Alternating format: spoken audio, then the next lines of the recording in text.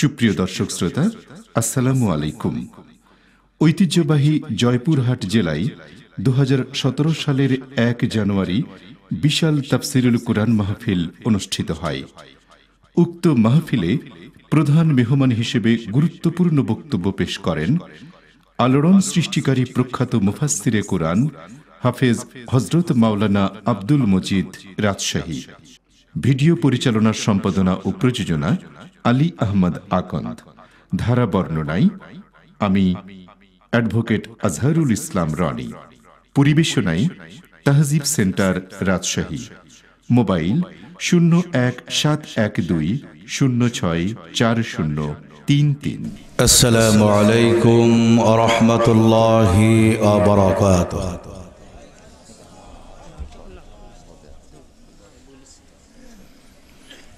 ইন্নাল হামদালিল্লাহ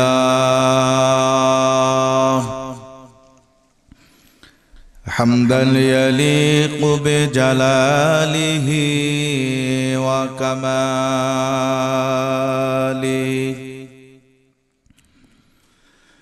সুবহানাহু ওয়া তাআলা লাহুল হামদু ফিল উলা ওয়াল আখিরাহ ওয়া হুয়া আলা কুল্লি শাইইন কাদির। اللهم إنا نشهدك ونشهد ملائكتك وحملة عرشك وجميع خلقك أنك أنت الله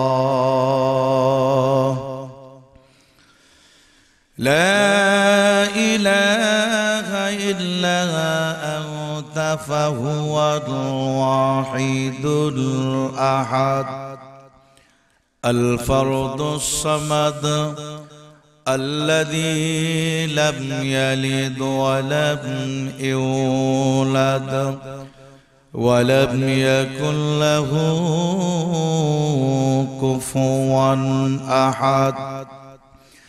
نشهد أن لا إله إلا الله الحي القيوم الذي لا تأخذه سنة ولا نوم. ونشهد أن سيدنا ومولانا محمدًا عبده ورسوله صلى الله تعالى عليه وعلى آله وصحبه وسلم الذي أكمل الله به قصر النبوة أي ختم الله به النبوة وحكم أن لا نبي بعده وأعلن في القرآن بالبرهان أنه محمدًا صلى الله عليه وسلم خاتم النبيين والمرسلين الذي أرسله الله تعالى بالحق بشيرا ونذيرا وداعيا إلى الله بإذنه وسراجا منيرا. فقد قال الله تعالى في كلامه المجيد والفرقان الحميد: أعوذ بالله من الشيطان الرجيم. بسم الله الرحمن الرحيم إنما المؤمنون الذين إذا ذكر الله وجلت قلوبهم وإذا تليت عليهم آياته زادتهم إيمانا وإذا تليت عليهم آياته زادتهم إيمانا وعلى ربهم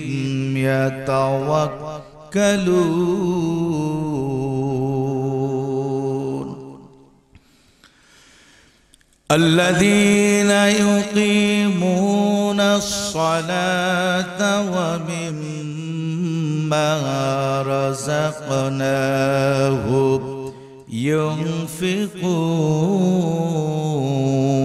ينفقون أولئك هم المؤمنون حقا لهم درجات عند ربهم لهم درجات عند ربهم ومغفرة ورزق كريم وقال عليه الصلاة والسلام فأوصنا فقال أوصيكم بتقوى الله أو كما قال النبي صلى الله عليه وسلم وقال تعالى إن الله وملائكته يصلون على النبي يا أيها الذين آمنوا صلوا عليه وسلموا تسليما اللهم صل على محمد وعلى آل محمد كما صليت على إبراهيم وعلى آل إبراهيم إنك حميد مجيد সকলেই মহব্বতে উচ্চ আওয়াজে নবীর প্রতি প্রেম নিয়ে দরুদে ইব্রাহিম পাঠ করি আমরা এই দরুদ সকলেই পারি তো ইনশাআল্লাহ আর একটু জোরে বলুন পারি সকলেই তাহলে সকলে মহব্বত নিয়ে উচ্চ আওয়াজে এই দরুদটা আমরা তেলাওয়াত করি اللهم بارك على محمد وعلى آل محمد كما باركت على إبراهيم وعلى آل إبراهيم إنك حميد مجيد হাজার ব্যথা বেদনার পরে ফিরে আসনি তুমি আপন ঘরে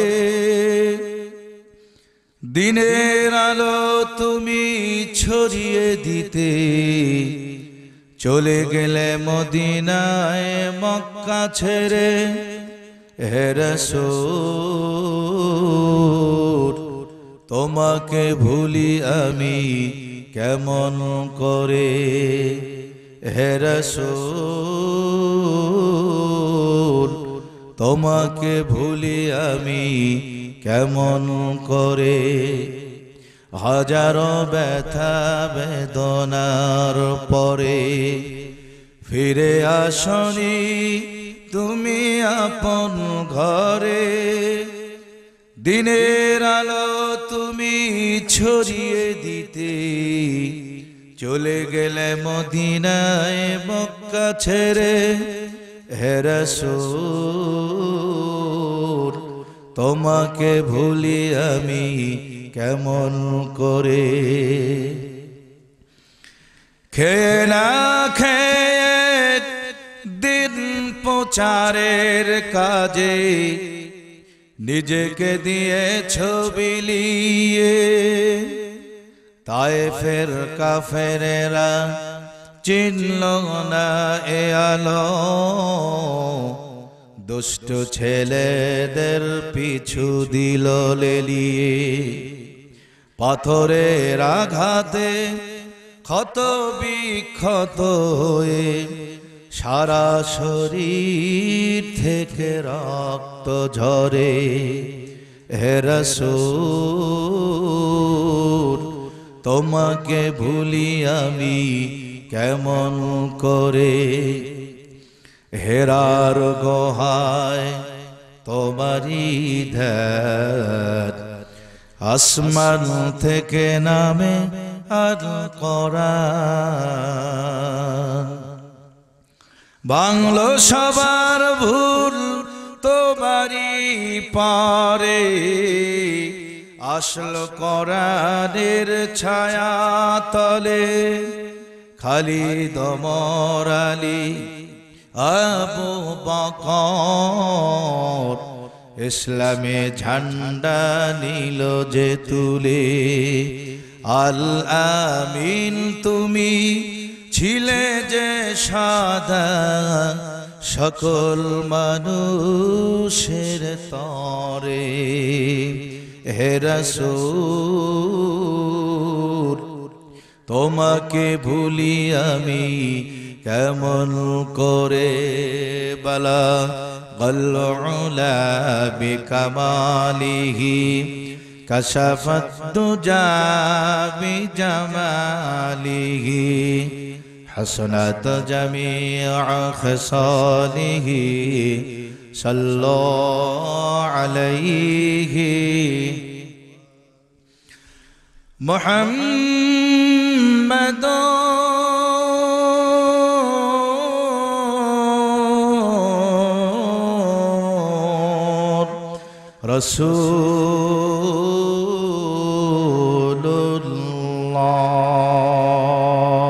রাসূলুল্লাহ সাল্লাল্লাহু আলাইহি ওয়াসাল্লাম। খাতামাল্লাহু বিহিন নবুওয়া وحكم أن لا نبي بعده بلغ العلا بكماله كشف الدجى بجماله حسنت جميع خصاله صلوا عليه لا إله إلا الله জোরে। তো মুসলমানের আওয়াজ তো এরকম ছিল না। মুসলমানের আওয়াজ এরকম ছিল না। মুসলমানের আওয়াজ যেদিন থেকে মুসলমানের কণ্ঠ নিচু হয়ে গেছে, সেদিন থেকেই ইহুদি খ্রিস্টান নাস্তিক মুরতাদ বেঈমান কাফের যারা আছে তারা সুযোগটা গ্রহণ করেছে। আরো জোরে বলুন ঠিক কিনা? এজন্য মুসলমানের কণ্ঠ আগের ঐতিহ্য যেরকম ছিল এরকম নিয়ে আসতে হবে ইনশাআল্লাহ। যে আল্লাহর সাথে আমরা একটু সম্পর্ক করে এরপর কোরআন থেকে আলোচনা শুনবো ইনশাআল্লাহ। এজন্য উচ্চ আওয়াজে আমরা একটু কালিমা জিকির করি, লা ইলাহা ইল্লাল্লাহ জোরে, আর একটু মহব্বতে, লা ইলাহা ইল্লাল্লাহ, লা ইলাহা সুবহানাল্লাহ আলহামদুলিল্লাহ, লা ইলাহা সুবহানাল্লাহ আলহামদুলিল্লাহ, লা ইলাহা ইল্লাল্লাহ, লা ইলাহা ইল্লাল্লাহ, ইল্লাল্লাহ ইল্লাল্লাহ, লা ইলাহা ইল্লাল্লাহ, লা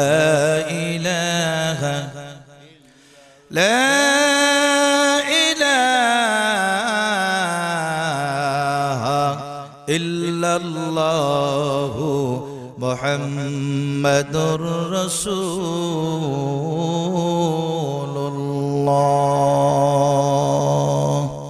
সাল্লাল্লাহু আলাইহি ওয়াসাল্লাম।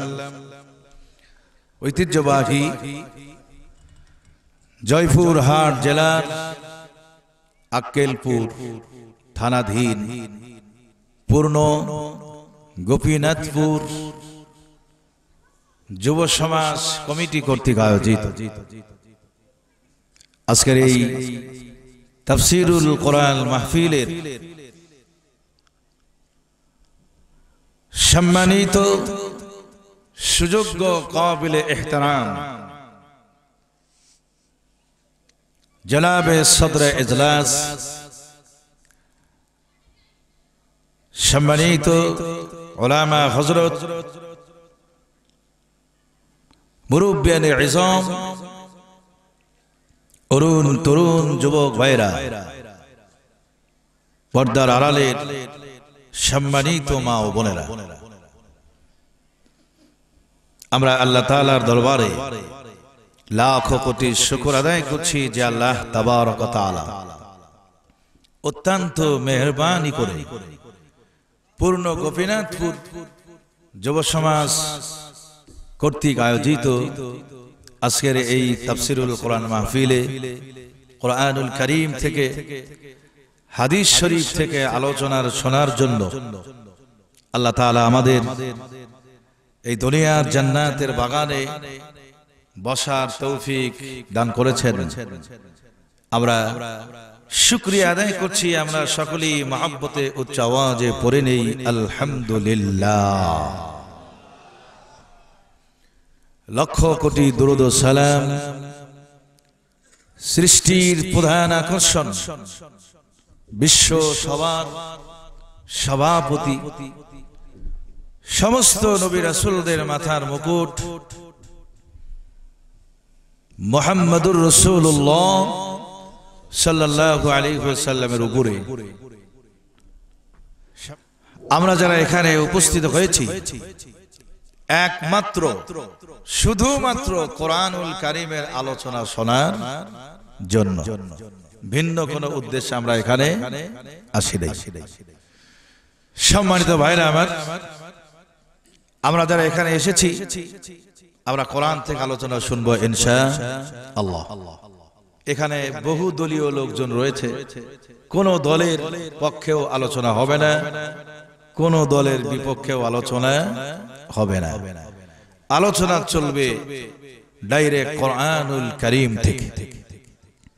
কোরআনের মধ্যে যা আছে আমরা সকলেই বিশ্বাস করি তো ইনশাআল্লাহ। কোরআনের বিরুদ্ধে কথা বলার মতো লোক এখানে কেউ আছেন কি? থাকলে তো হাত তুলে দেখান।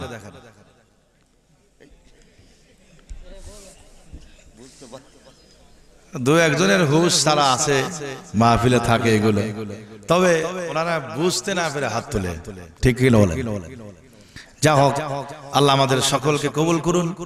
কোরআনের বিরুদ্ধে যারা থাকবে এখানে থাকতে পারবে না। কেউ না থাকলেও একজন তো আছে, মিস্টার ইবলিস। খালি গুতাবে, ওঠ, কত ওয়াজ শুনবি আর জীবন, বাইরে ঘোরাফেরা কর, এরকম পিন দেওয়া মিস্টার ইবলিস কিন্তু আছে। তবে আমার বিশ্বাস যতক্ষণ আলোচনা চলবে এই গোপীনাথপুরের এই মাহফিলের ভিতরে শয়তান ঢুকতে পারবে না, ইনশাআল্লাহ বলেন। যা হোক, এদিক সেদিক আলোচনা না করে আমরা কোরআন থেকে আলোচনা শুনি, ঠিক কিনা বলেন? তবে তার আগে একটি বিষয়ে আলোচনা করব, সেটি হচ্ছে আমরা যারা কোরআনের আলোচনা শুনতে এসেছি, আমরা সকলেই কোরআন কি পড়া জানি? ইনশাআল্লাহ ইনশাআল্লাহ জানি না। সকলের কথা বলেছি আমি, সকলেই আমরা জানি না। দ্বিতীয় নম্বর হচ্ছে, যারা আমরা কোরআনের আলোচনা শুনতে এসেছি ম্যাক্সিমাম লোক ইশার নামাজ জামাতের সাথে পড়ি নাই ইনশাআল্লাহ। আমি কিন্তু সকলেই বলেছি, কেউ কেউ পড়েছেন, কেউ কেউ পড়েন নাই, ম্যাক্সিমাম লোক পড়ে নাই। ওয়াজ শুনতে এসেছেন আলহামদুলিল্লাহ। আমি মুসাফির মানুষ, দোয়া করি আজকের এই আলোচনা শোনার পরে আল্লাহ যেন আমাদের সকলকে নামাজি বানিয়ে দেন, বলি আল্লাহুম্মা আমিন। সম্মানিত ভাইরা আমার, কোরআন শরীফ যারা পড়ে না, কোরআন শরীফ যারা পড়তে জানে না, হাদিস শরীফ যারা পড়তে জানে না, এক কথায় গায়রে ইলম যারা আছে, তাদের সম্মুখে কোরআন থেকে আলোচনা করা কিন্তু বিপদ। এদিকে আপনারা একমত? কোরআন শরীফ এমন একটি কিতাব, এই কিতাবের আলোচনা করতে গেলে এমন কিছু মানুষ মাহফিলের ভিতরে থাকে, তারা কোরআনকে উল্টা পাল্টা মনে করে, কারণ ইলম সম্পর্কে তাদের ধারণা নাই। এই জন্য আমি বলছি, কোরআনের আলোচনা সকলেই বুঝতে পারে না। আমরা কোরআন শরীফ বুঝিও না, আমরা কোরআন শরীফ কেমন করে বুঝি, এটা আমি একটু অল্প সময় বলে আবার তেলাওয়াতকৃত আয়াতের মধ্যে প্রবেশ করব ইনশাআল্লাহ। আমরা কোরআন কেমন বুঝি, এটা একটা কিচ্ছার মাধ্যমে আমি আগে বলতে চাই, তাহলে আপনারা খুব ভালো বুঝতে পারবেন। বলবো কিচ্ছাটা, একটু আপনাদের মজা লাগবে ইনশাআল্লাহ। আমাদের দেশের মানুষ কোরআন বুঝে কেমনে, এটা উদাহরণ দেওয়ার জন্য আমি পত্রিকার ভিতরে একটি গল্প পড়েছিলাম। এই গল্পটা আমি শুরুতেই বলি, মজাও পাবেন এবং ভালো লাগবে ইনশাআল্লাহ। আমাদের এই বাংলাদেশের চতুর্পাশে কিন্তু ইন্ডিয়া, ঠিক কিনা বলেন? ছোট্ট একটি দেশ বাংলাদেশ। তো আমি পত্রিকার মধ্যে পড়েছি, এটা বোঝার জন্য আমি ইন্ডিয়া আর বাংলাদেশ দিয়ে উদাহরণ দেই, তাহলে ভালো বুঝতে পারবেন। খুব সংক্ষিপ্ত সময় আমি বলি, যেহেতু অনেক আলোচনার সামনে আছে। আমার ভাইরা, ইন্ডিয়া থেকে এক বুজুর্গ ব্যক্তি, এক আল্লাহওয়ালা, এক আলেম বাংলাদেশে এসে বাংলাদেশের প্রধান যিনি আছেন তেনাকে প্রশ্ন করলেন যে আমি ইন্ডিয়া থেকে আপনার বাংলাদেশে এসেছি, বাংলাদেশের মানুষকে লক্ষ্য করে আমি ইশারায় কিছু প্রশ্ন করতে চাই, যে প্রশ্নের জবাব দেওয়ার মতো লোক আপনার এই বাংলাদেশে একজনও নাই। এরকম একটা চ্যালেঞ্জ করলেন ইন্ডিয়ার একজন আলেম বাংলাদেশের প্রধানের নিকট। একজন মানুষ চ্যালেঞ্জ করলেন, বাংলাদেশে নাকি তার প্রশ্নের জবাব দেওয়ার মতো লোক একজনও নাই। স্বাভাবিকভাবে বাংলাদেশের যিনি প্রধান, তার মনটা খারাপ হতে পারে, যে আমার এত বড় দেশ, এই দেশে একটা লোকও পাওয়া যাবে না। প্রধান তার পিএকে পাঠিয়ে দিল যে শহরে এরকম লোক তালাশ না করে গ্রামগঞ্জ থেকে খুঁজে নিয়ে আসতে হবে। বিদেশি একজন আলেম ইশারার মাধ্যমে প্রশ্ন করবে, তার জবাব ইশারায় দিতে হবে। প্রধানের পিএ শহর বাজারে তালাশ না করে গ্রামের রাস্তা দিয়ে নদীর ধার দিয়ে হাঁটতে শুরু করলেন। কিছু দূর যাওয়ার পরে দেখে এক রাখাল দুইটি গরু নিয়ে বসে আছে। তো প্যান্ট শার্ট পরাওয়ালা মানুষকে রাখাল দেখে জিজ্ঞেস করলেন, ভাই আপনি এই স্যুটটাই পরে এই মাঠের মধ্যে কোথায় যাচ্ছেন? রাখাল যখন এরকম প্রশ্ন করলেন, পিএ জবাব দেয়, বিদেশি একজন আলেম এসে বাংলাদেশের মানুষকে চ্যালেঞ্জ করেছে, সে ইশারায় প্রশ্ন করবে। এরকম ইশারায় প্রশ্নের জবাব দেওয়ার লোক তো শহর বাজারে খুঁজে তালাশ করে পাইলাম না, গ্রামের মধ্যে ঢুকলাম, দেখি গ্রামে পাওয়া যায় নাকি। রাখাল তখন বলছে, কোন আলেম, কোন দেশের আলেম প্রশ্ন করবে ইশারায়? আপনার চিন্তার কোনো কারণ নেই, সমস্ত প্রশ্নের জবাব আমি রাখাল দিয়ে দিব। জোরে বলেন মারহাবা। পিএ তখন চিন্তা করলো যে আর সামনে আগার দরকার নাই, মাল পেয়ে গেছে, আমার তো এটাই দরকার। কেউ রাজি হয় না, রাখাল যেহেতু রাজি হয়ে গেছে, ধরে নিয়ে গেছে। বিশাল বড় প্যান্ডেল, মঞ্চ তৈরি করলেন, লক্ষ লক্ষ মানুষ প্যান্ডেলে উপস্থিত। অত্যন্ত মনোযোগ দিয়ে খেয়াল করুন, প্যান্ডেলে উপস্থিত। কেন উপস্থিত জানেন? যে বিদেশি একজন আলেম ইশারায় প্রশ্ন করবে, তার জবাব দেবে বাংলাদেশের কোন আলেম নয়, এক গরুর রাখাল। কৌতূহলবশত লক্ষ লক্ষ মানুষ প্যান্ডেলে উপস্থিত হয়ে গেছে। আবার ভাইয়েরা, আমি সংক্ষিপ্ত ভাবে বলি, মঞ্চে উপবিষ্ট হলেন, প্রশ্ন উত্তর শুরু হবে। বুঝবেন ভালো করে, প্রশ্ন করবে বিদেশি আলেম, উত্তর দিবে বাংলাদেশের রাখাল। আর আমাদের দেশে এই রাখালের গায়ে জামা নাই, পায়ে জুতা নাই, আধা পাগলার মতো দেখতে। তো এরকম সাইজের লোককে আমাদের দেশে কিন্তু মফিজ বলে আখ্যায়িত করা হয়, ঠিক কিনা বলেন? এখানে আবার মফিজ থাকলে কেউ রাগ করেন যে আমারে হুজুর মফিজ বানাই দিল। যা হোক, মঞ্চে উপবিষ্ট হয়ে গেছে। মজার একটি ঘটনা, আমার দিকে খেয়াল করেন। প্রশ্ন উত্তর শুরু, বুঝে থাকলে বলুন। প্রশ্ন করবে ইন্ডিয়া, জবাব দিবে বাংলাদেশ। এই তো প্রশ্ন উত্তর শুরু হয়ে গেল। ইশারায় যেহেতু প্রশ্ন, আমার হাতের দিকে আপনাদের তাকাতে হবে, ঠিক আছে না? ইশারায় তো প্রশ্ন মানে কি বলেন? হাতের মাধ্যমে প্রশ্ন হবে, মুখ দিয়ে কোনো কথা বলা যাবে না। বিদেশি আলেম সর্বপ্রথম প্রশ্ন করে ফেললেন, একটা আঙ্গুল জাগিয়ে প্রশ্ন করলেন। বাংলাদেশের রাখাল চিন্তা করলো, আমাদের দেশে এসে একটা আঙ্গুল জাগিয়ে আমার প্রশ্ন করলো। বাংলাদেশে কিন্তু এক আঙ্গুল দেখানো ভালো অভ্যাস না, এই এক আঙ্গুলের অনেক তাফসীর কিন্তু আছে। অর্থাৎ এক আঙ্গুল জাগিয়ে বোঝাতে যায়, তোর যা মনে হয় করিস। বিদ্যাঙ্গুলি দেখায় দেয়, কথা বলেন ঠিক কিনা? রাখাল তো শিক্ষিত মানুষ নয়, বিদেশি আলেমের এক আঙ্গুল জাগানো দেখে কোন দিক তাকিয়ে না তাকিয়ে, এদিক সেদিক না তাকিয়ে দুই আঙ্গুল জাগায় তাকে জবাব দিয়ে দিলেন। তাহলে এক আঙ্গুলের জবাব হইল দুই আঙ্গুল।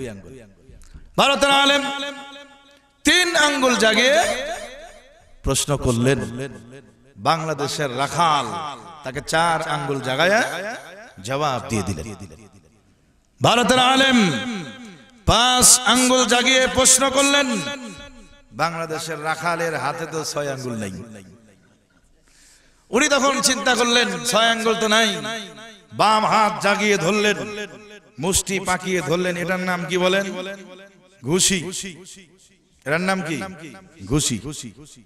ভারতের আলেম পকেট থেকে একটি ডিম বের করলেন। বাংলাদেশের রাখাল পকেট থেকে পেঁয়াজ বের করে দেখাই দিলেন। এবার বলুন, এক আঙ্গুলের জবাব, কথা বলেন, এক আঙ্গুলের জবাব, 3 আঙ্গুলের জবাব, 5 আঙ্গুলের জবাব ঘুষি, ডিমের জবাব পেঁয়াজ। প্রশ্ন শেষ, উত্তর শেষ, দুজন দুদিক দিয়ে নামতেছে। বাংলাদেশের মানুষ বলছে, এই ভারতের আলেম আর বাংলাদেশের রাখাল, এই যে এক আঙ্গুল জাগিয়ে তুমি কি প্রশ্ন করলে, আমার বাংলাদেশের রাখাল তোমাকে 2 আঙ্গুল জাগায় কি জবাব দিল, এর আগা মাথা আমরা কিছুই বুঝি নাই, এর পূর্ণ তাফসীর সহ ব্যাখ্যা করে নামতে হবে, তাছাড়া মঞ্চ থেকে নামতে পারবা না। আচ্ছা আপনারা বলেন, 1 আঙ্গুল, 2 আঙ্গুল, 3 আঙ্গুল, 4 আঙ্গুল, ডিম পেঁয়াজ, ঘোড়ার ডিম বুঝছেন আপনারা? আপনারাও কিছু বুঝেন নাই। তো ভারতের আলেম তখন বলছে যে আমি এর ব্যাখ্যা আগে করতে চাই। সুবহানাল্লাহ বলেন। ভারতের আলেম ব্যাখ্যা করার আগেই বাংলাদেশের মানুষকে লক্ষ্য করে বলছে, হে বাংলাদেশের মানুষ, আমি যদি জানতাম তোমাদের এই বাংলাদেশেও আমার চাইতেও বড় আলেম বসবাস করে, খোদার কসম কোনদিন চ্যালেঞ্জ গ্রহণ করতাম না। আর একটু জোরে বলেন সুবহানাল্লাহ। বাংলাদেশের মানুষ তো পাগল, হাসতে হাসতে যে বলে কি, এই লোকটা একটু আগে গরু চড়াচ্ছিল মাঠে, আর এ নাকি বাংলাদেশের সবচাইতে বড় আলেম।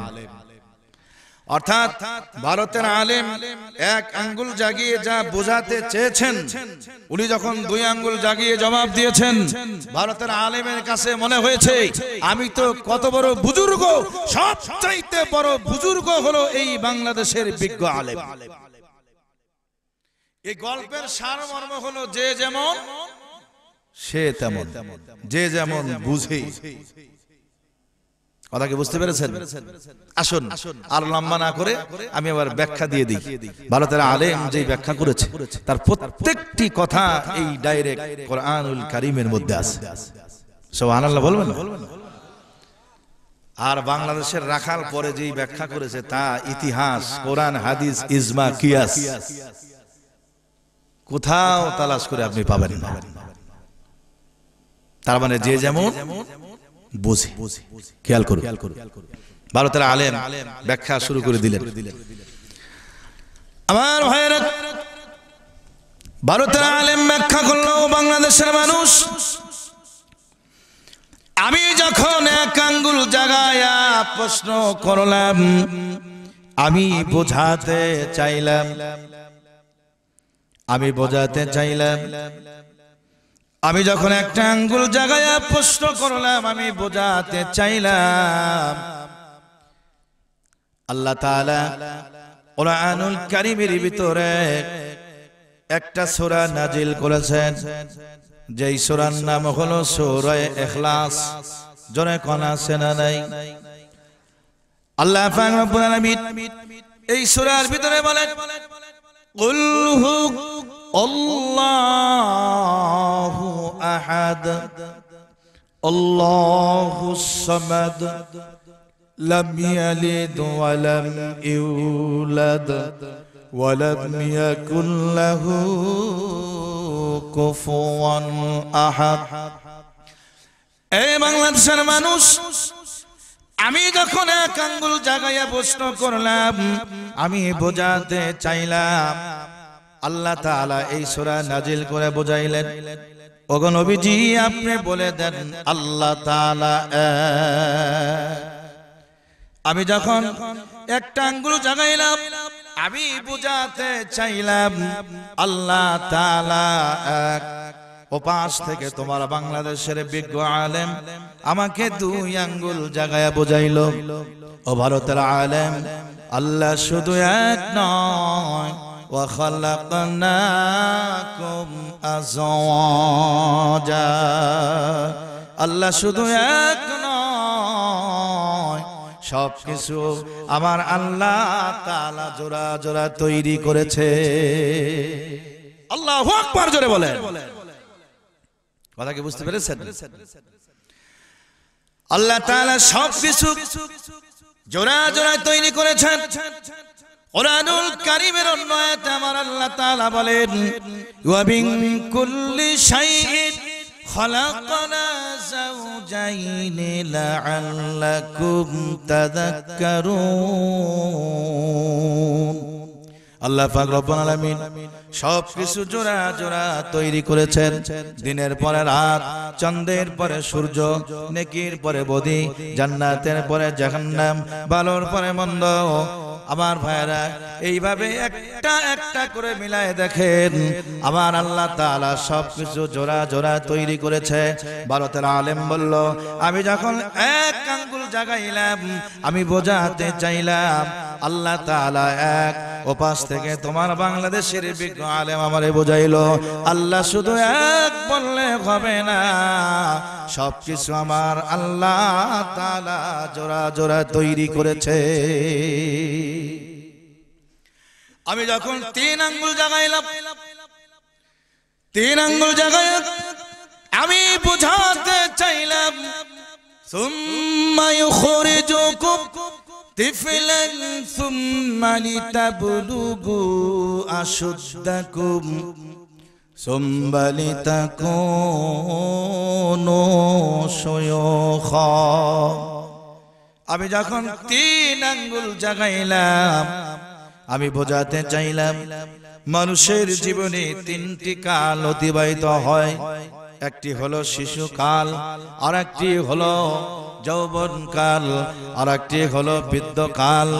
আমি যখন তিন আঙ্গুল জাগাইলাম আমি বোঝাতে চাইলাম মানুষের জীবনে তিনটি কাল অতিবাহিত হয়ে যায়। ও পাশ থেকে তোমার বাংলাদেশের বিজ্ঞ আলেম আমাকে চার আঙ্গুল জাগাইয়া বোঝাইল ও ভারতের আলেম মানুষের জীবনে শুধু তিনটি কাল নয়, আরো একটা কাল আছে যা মৃত্যুর পরে শুরু হয়, তার নাম হলো পরকাল। আর একটু জোরে বলেন না আল্লাহু আকবার। কথা কি বুঝতে পেরেছেন? ভারতের আলেম বললাম আমি যখন পাঁচ আঙ্গুল জাগাইলাম আমি বুঝাতে চাইলাম নামাজ পাঁচ ওয়াক্ত, নামাজ হলো পাঁচ ওয়াক্ত। ও পাশ থেকে তোমার বাংলাদেশের বিজ্ঞ আলেম আমাকে মুষ্টি পাকায়া বুঝাইলো ভারতের আলেম রে ওয়াতাসিমু বিহাবলিল্লাহি জামিআ। আল্লাহ যে বলেছেন আমার রজ্জুকে শক্ত করে ধরো, এই ভারতের আলেম রাখাল বলে আমি যখন উনি যখন পাঁচ আঙ্গুল জাগাইলো, ভারতের আলেম বলে আমি যখন পাঁচ আঙ্গুল জাগাইলাম আমি বোঝাতে চাইলাম নামাজ হলো পাঁচ ওয়াক্ত।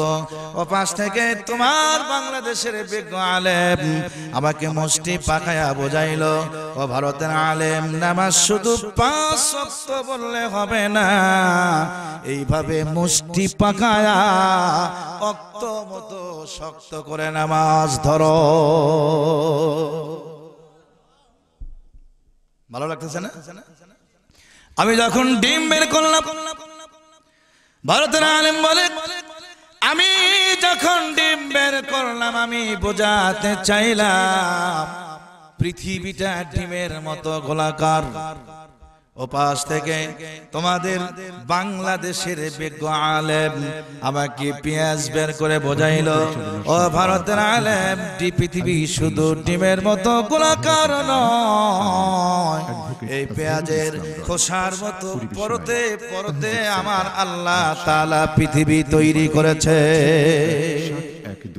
আসসালামু আলাইকুম ওয়া রাহমাতুল্লাহি ওয়া বারাকাতুহু বলে বিদেশি আলেম মঞ্চের ডান দিকে নেমে পড়লেন। ব্যাখ্যা দেওয়া শেষ। বাংলাদেশের মানুষের কৌতূহল হইল এই বাটপার তো শিক্ষিত না, এ তো গরুর রাখাল। উনি আলেম মানুষ, উনি কোরআন দিয়ে জবাব দিয়ে গেছে যে যেমন বুঝে। বাংলাদেশের এই রাখালকে প্রশ্ন করা দরকার। উনি যখন এক আঙ্গুল তুলেছিল ও কি বুঝে দুই আঙ্গুল জাগাইয়া জবাব দিল। ঠিক কিনা বলেন? রাখালকে বলছে এই তুই ব্যাখ্যা কর। উনি যখন এক আঙ্গুল জাগাইলো, তুই কি বুঝি দুই আঙ্গুল দেখাইলি? ব্যাখ্যাটা শুনবেন। বাংলাদেশের রাখাল বলে, আমাকে যখন এক আঙ্গুল জাগায়া দেখায়, আমি মনে করেছি আমার একটা চোখ উঠায় নিতে চায়।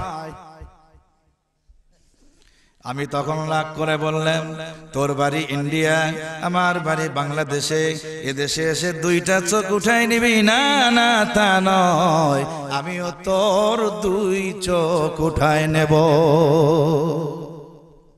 যে যেমন সে তেমন। সে যখন 3 আঙ্গুল জাগাইল, আমি বুঝেছি সে আমারে 3 নম্বর আসমানে পাঠায় দিতে চায়। আমি তখন 4 আঙ্গুল জাগায় বোঝাইলাম, না না না, তোমার চাইতে আমি এক আসমান বেশি থাকবো, তোমার 4র্থ আসমানে পাঠাবো। সে যখন 5 আঙ্গুল জাগাইল, আমি তো মনে করেছি আমাকে শক্ত করে থাপ্পড় মারতে চায়। আমিও রাগ করে বললাম, তোর থাপ্পড়ের চাইতে ঘুষির ওজন বেশি। সে যখন ডিম বের করলো, আমার সামনে ডিম বের করলে আমি পেঁয়াজ বের করে বুঝাইলাম, মঞ্চ থেকে নাম, তোর ডিম পেঁয়াজ দ্বারা মামলেট হবে, মামলেট করে ডিম খাবো। তাহলে আলেম বুঝলো একরকম, আর বাংলাদেশের রাখাল বুঝলো একরকম। যে যেমন বুঝে, কথা বলেন ঠিক না ভাই? ঠিক ঠিক তদ্রুপ ভাবে এই বাংলার জমিনে ওই রাখালের মতো লোকের অভাব নাই, কথা বলেন ঠিক না ভাই? ঠিক। আর জোরে বলেন ঠিক কিনা? আজকের এই গোপীনাথপুর তাফসীরুল কোরআন মাহফিলে যদি এখন আমি সুদের বিরুদ্ধে ওয়াজ করি, সুদখোর খুশি না বেজার? আর একটু জোরে বলুন, খুশি না বেজার? সুদের বিরুদ্ধে ওয়াজ করলে সুদখোর বেজার, ঘুষের বিরুদ্ধে ওয়াজ করলে ঘুষখোর বেজার, পর্দার পক্ষে ওয়াজ করলে নির্লজ্জ মহিলারাও বেজার। আমার ভাইরা, জিহাদের পক্ষে ওয়াজ করলে এক শ্রেণীর মানুষ আছে, তারা বলবে হুজুর জঙ্গিবাদকে উস্কে দিয়ে গেল।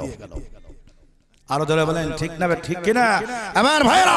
তাহলে আমি বলতে চাই, এই কোরআনের মাহফিলে এসে কোরআনকে যারা উল্টা পাল্টা বোঝে, কোরআন বুঝতে চায় না, কোরআনের আলোচনা শোনার পরে যাদের কলিজার মধ্যে দাউ দাউ করে আগুন জ্বলবে, নিঃসন্দেহে বুঝবেন ওইটাই আবু জাহেলের বাচ্চা। আরো জোরে বলেন ঠিক কিনা? আবার ভাইয়েরা, এই জন্য এই বাংলার জমিনে কোরআন থেকে আলোচনা করতে গেলে কোরআন বুঝতে চায় না, কোরআনকে উল্টা পাল্টা বুঝে সকাল বেলায় দেখবেন আলোচনা করে, হুজুর কি ওয়াজ করলো, গোলার ডিম কিছুই বুঝলাম না। কারণ কোরআন সম্পর্কে তো আমাদের ধারণাই নেই। এই জন্য আমরা কোরআনকে বুঝতে গেলে মনোযোগ সহকারে একটু বুঝুন। আমি আর এদিক সেদিক যেতে চাই না, আবার তেলাওয়াতকৃত আয়াতের ভিতরে প্রবেশ করতে চাই। সকলেই আরো একবার তেলাওয়াত করে গুরুত্বপূর্ণ কিছু কথা আলোচনা করব ইনশাআল্লাহ। আউযু বিল্লাহি মিনাশ শাইতানির রাজীম। বিসমিল্লাহির রাহমানির রহিম। إنما المؤمنون الذين إذا ذكر الله وجلت قلوبهم وإذا تليت عليهم آياته زادتهم إيمانا وعلى ربهم يتوكلون الذين يقيمون الصلاة ومما رزقناهم ينفقون أولئك هم المؤمنون حقا لهم درجات عند ربهم ومغفرة ورزق كريم صدق الله العظيم وصدق رسوله النبي الكريم ونحن على ذلك من الشاهدين والشاكرين আলহামদুলিল্লাহি রাব্বিল আলামিন। বিতাড়িত মরদুদ শয়তানের ওয়াসওয়াসা থেকে পানা চাই পরম করুণাময় আল্লাহ তাআলার নামে শুরু করছি। সম্মানিত ভাইরা আমার তেলাওয়াতকৃত আয়াতটি হলো 9 নম্বর পারা সূরা আনফালের 2, 3, 4 নম্বর আয়াতে কারিমা তেলাওয়াত করেছি। অত্যন্ত মজাদার আলোচনা এই আয়াতের ভিতরে আছে। বাংলাদেশের মানুষ এখন যা চায় সেটা দেওয়া হবে ইনশাআল্লাহ। আপনারা রাজি আছেন তো ইনশাআল্লাহ? আমার তেলাওয়াতকৃত আয়াত নিয়ে আলোচনা শুরু করা যাবে তো? এই সাহসটাকে আপনারা আমাকে দেন। আলহামদুলিল্লাহ, জোরে বলেন আলহামদুলিল্লাহ। শুনুন আমার তেলাওয়াতকৃত আয়াতের ভিতরে আল্লাহ তাআলা কি বলেন। এই পৃথিবীর জমিনে যত মানুষ রয়েছে সকলেই টাইটেলের পাগল, ঠিক কিনা বলেন? যে যত বড় শিক্ষিত হয় তত টাইটেল তার নামের সাথে থাকে, কিন্তু এই টাইটেল দিয়ে আখিরাতের বাজারে জান্নাত পাওয়া সম্ভব নয়। এমন একটি টাইটেল অর্জন করতে হবে যেই টাইটেল অর্জন করলে আপনার মরতে দেরি, কবরটা জান্নাতের বাগান হতে দেরি হবে না। সেটি কি? সেটি হচ্ছে মুমিন। আল্লাহু আকবার, জোরে বলেন। সেই টাইটেলের নাম হলো মুমিন। জ্বর মাপার জন্য থার্মোমিটার লাগে। চেয়ারম্যান সাহেব ঠিক আছেন? জ্বর মাপার জন্য থার্মোমিটার লাগে। মানুষের ঈমান মাপারও থার্মোমিটার আছে। সে থার্মোমিটারটি হচ্ছে সূরা আনফালের 2 এবং 3 নম্বর আয়াতটি হলো ঈমান মাপার থার্মোমিটার। আল্লাহু আকবার, জোরে বলেন। আপনার ঈমান কতটুকু মজবুত, আপনার ভিতরে ঈমান আছে কিনা, আজকে এই আয়াত থেকে পরীক্ষা করা হবে ইনশাআল্লাহ। এই সূরা আনফালের 2 এবং 3 নম্বর আয়াতে কারিমার ভিতরে মুমিন নামক টাইটেল অর্জন করতে গেলে 5টি গুণ থাকা লাগবে। কয়টি গুণ? 5টি। এই 5টি গুণ যদি আমরা অর্জন করতে পারি, আল্লাহ তাআলা এই মুমিনদের জন্য 4 নম্বর আয়াতে কারিমার ভিতরে 3টি পুরস্কার ঘোষণা করেছেন। কয়টি পুরস্কার? 3টি পুরস্কার। তাহলে আমি ওয়াজের শিরোনাম তৈরি করছি আগে। 3টি পুরস্কার আল্লাহ যে ঘোষণা করেছেন, এই পুরস্কার পেতে হলে 5টি গুণ আগে আপনাকে অর্জন করতে হবে। 3টি পুরস্কার কি? এই পুরস্কারটা আগে ঘোষণা করি। পুরস্কার আগে দেওয়া হবে এই জন্য কারণ বাঙালি লাভ ছাড়া কোনো কাজে অংশগ্রহণ করতে চায় না। এজন্য আগে পুরস্কারটা দিয়ে দেই, এরপরে গুণগুলি আলোচনা করব ইনশাআল্লাহ। পুরস্কার কি? আল্লাহ তাআলা 4 নম্বর আয়াতে কারিমার মধ্যে বলেন, উলাইকা হুমুল মুমিনুনা হাক্কান লাহুম দারাজাতুন ইনদা রাব্বিহিম ওয়া মাগফিরাতুন ওয়া রিজকুন কারীম।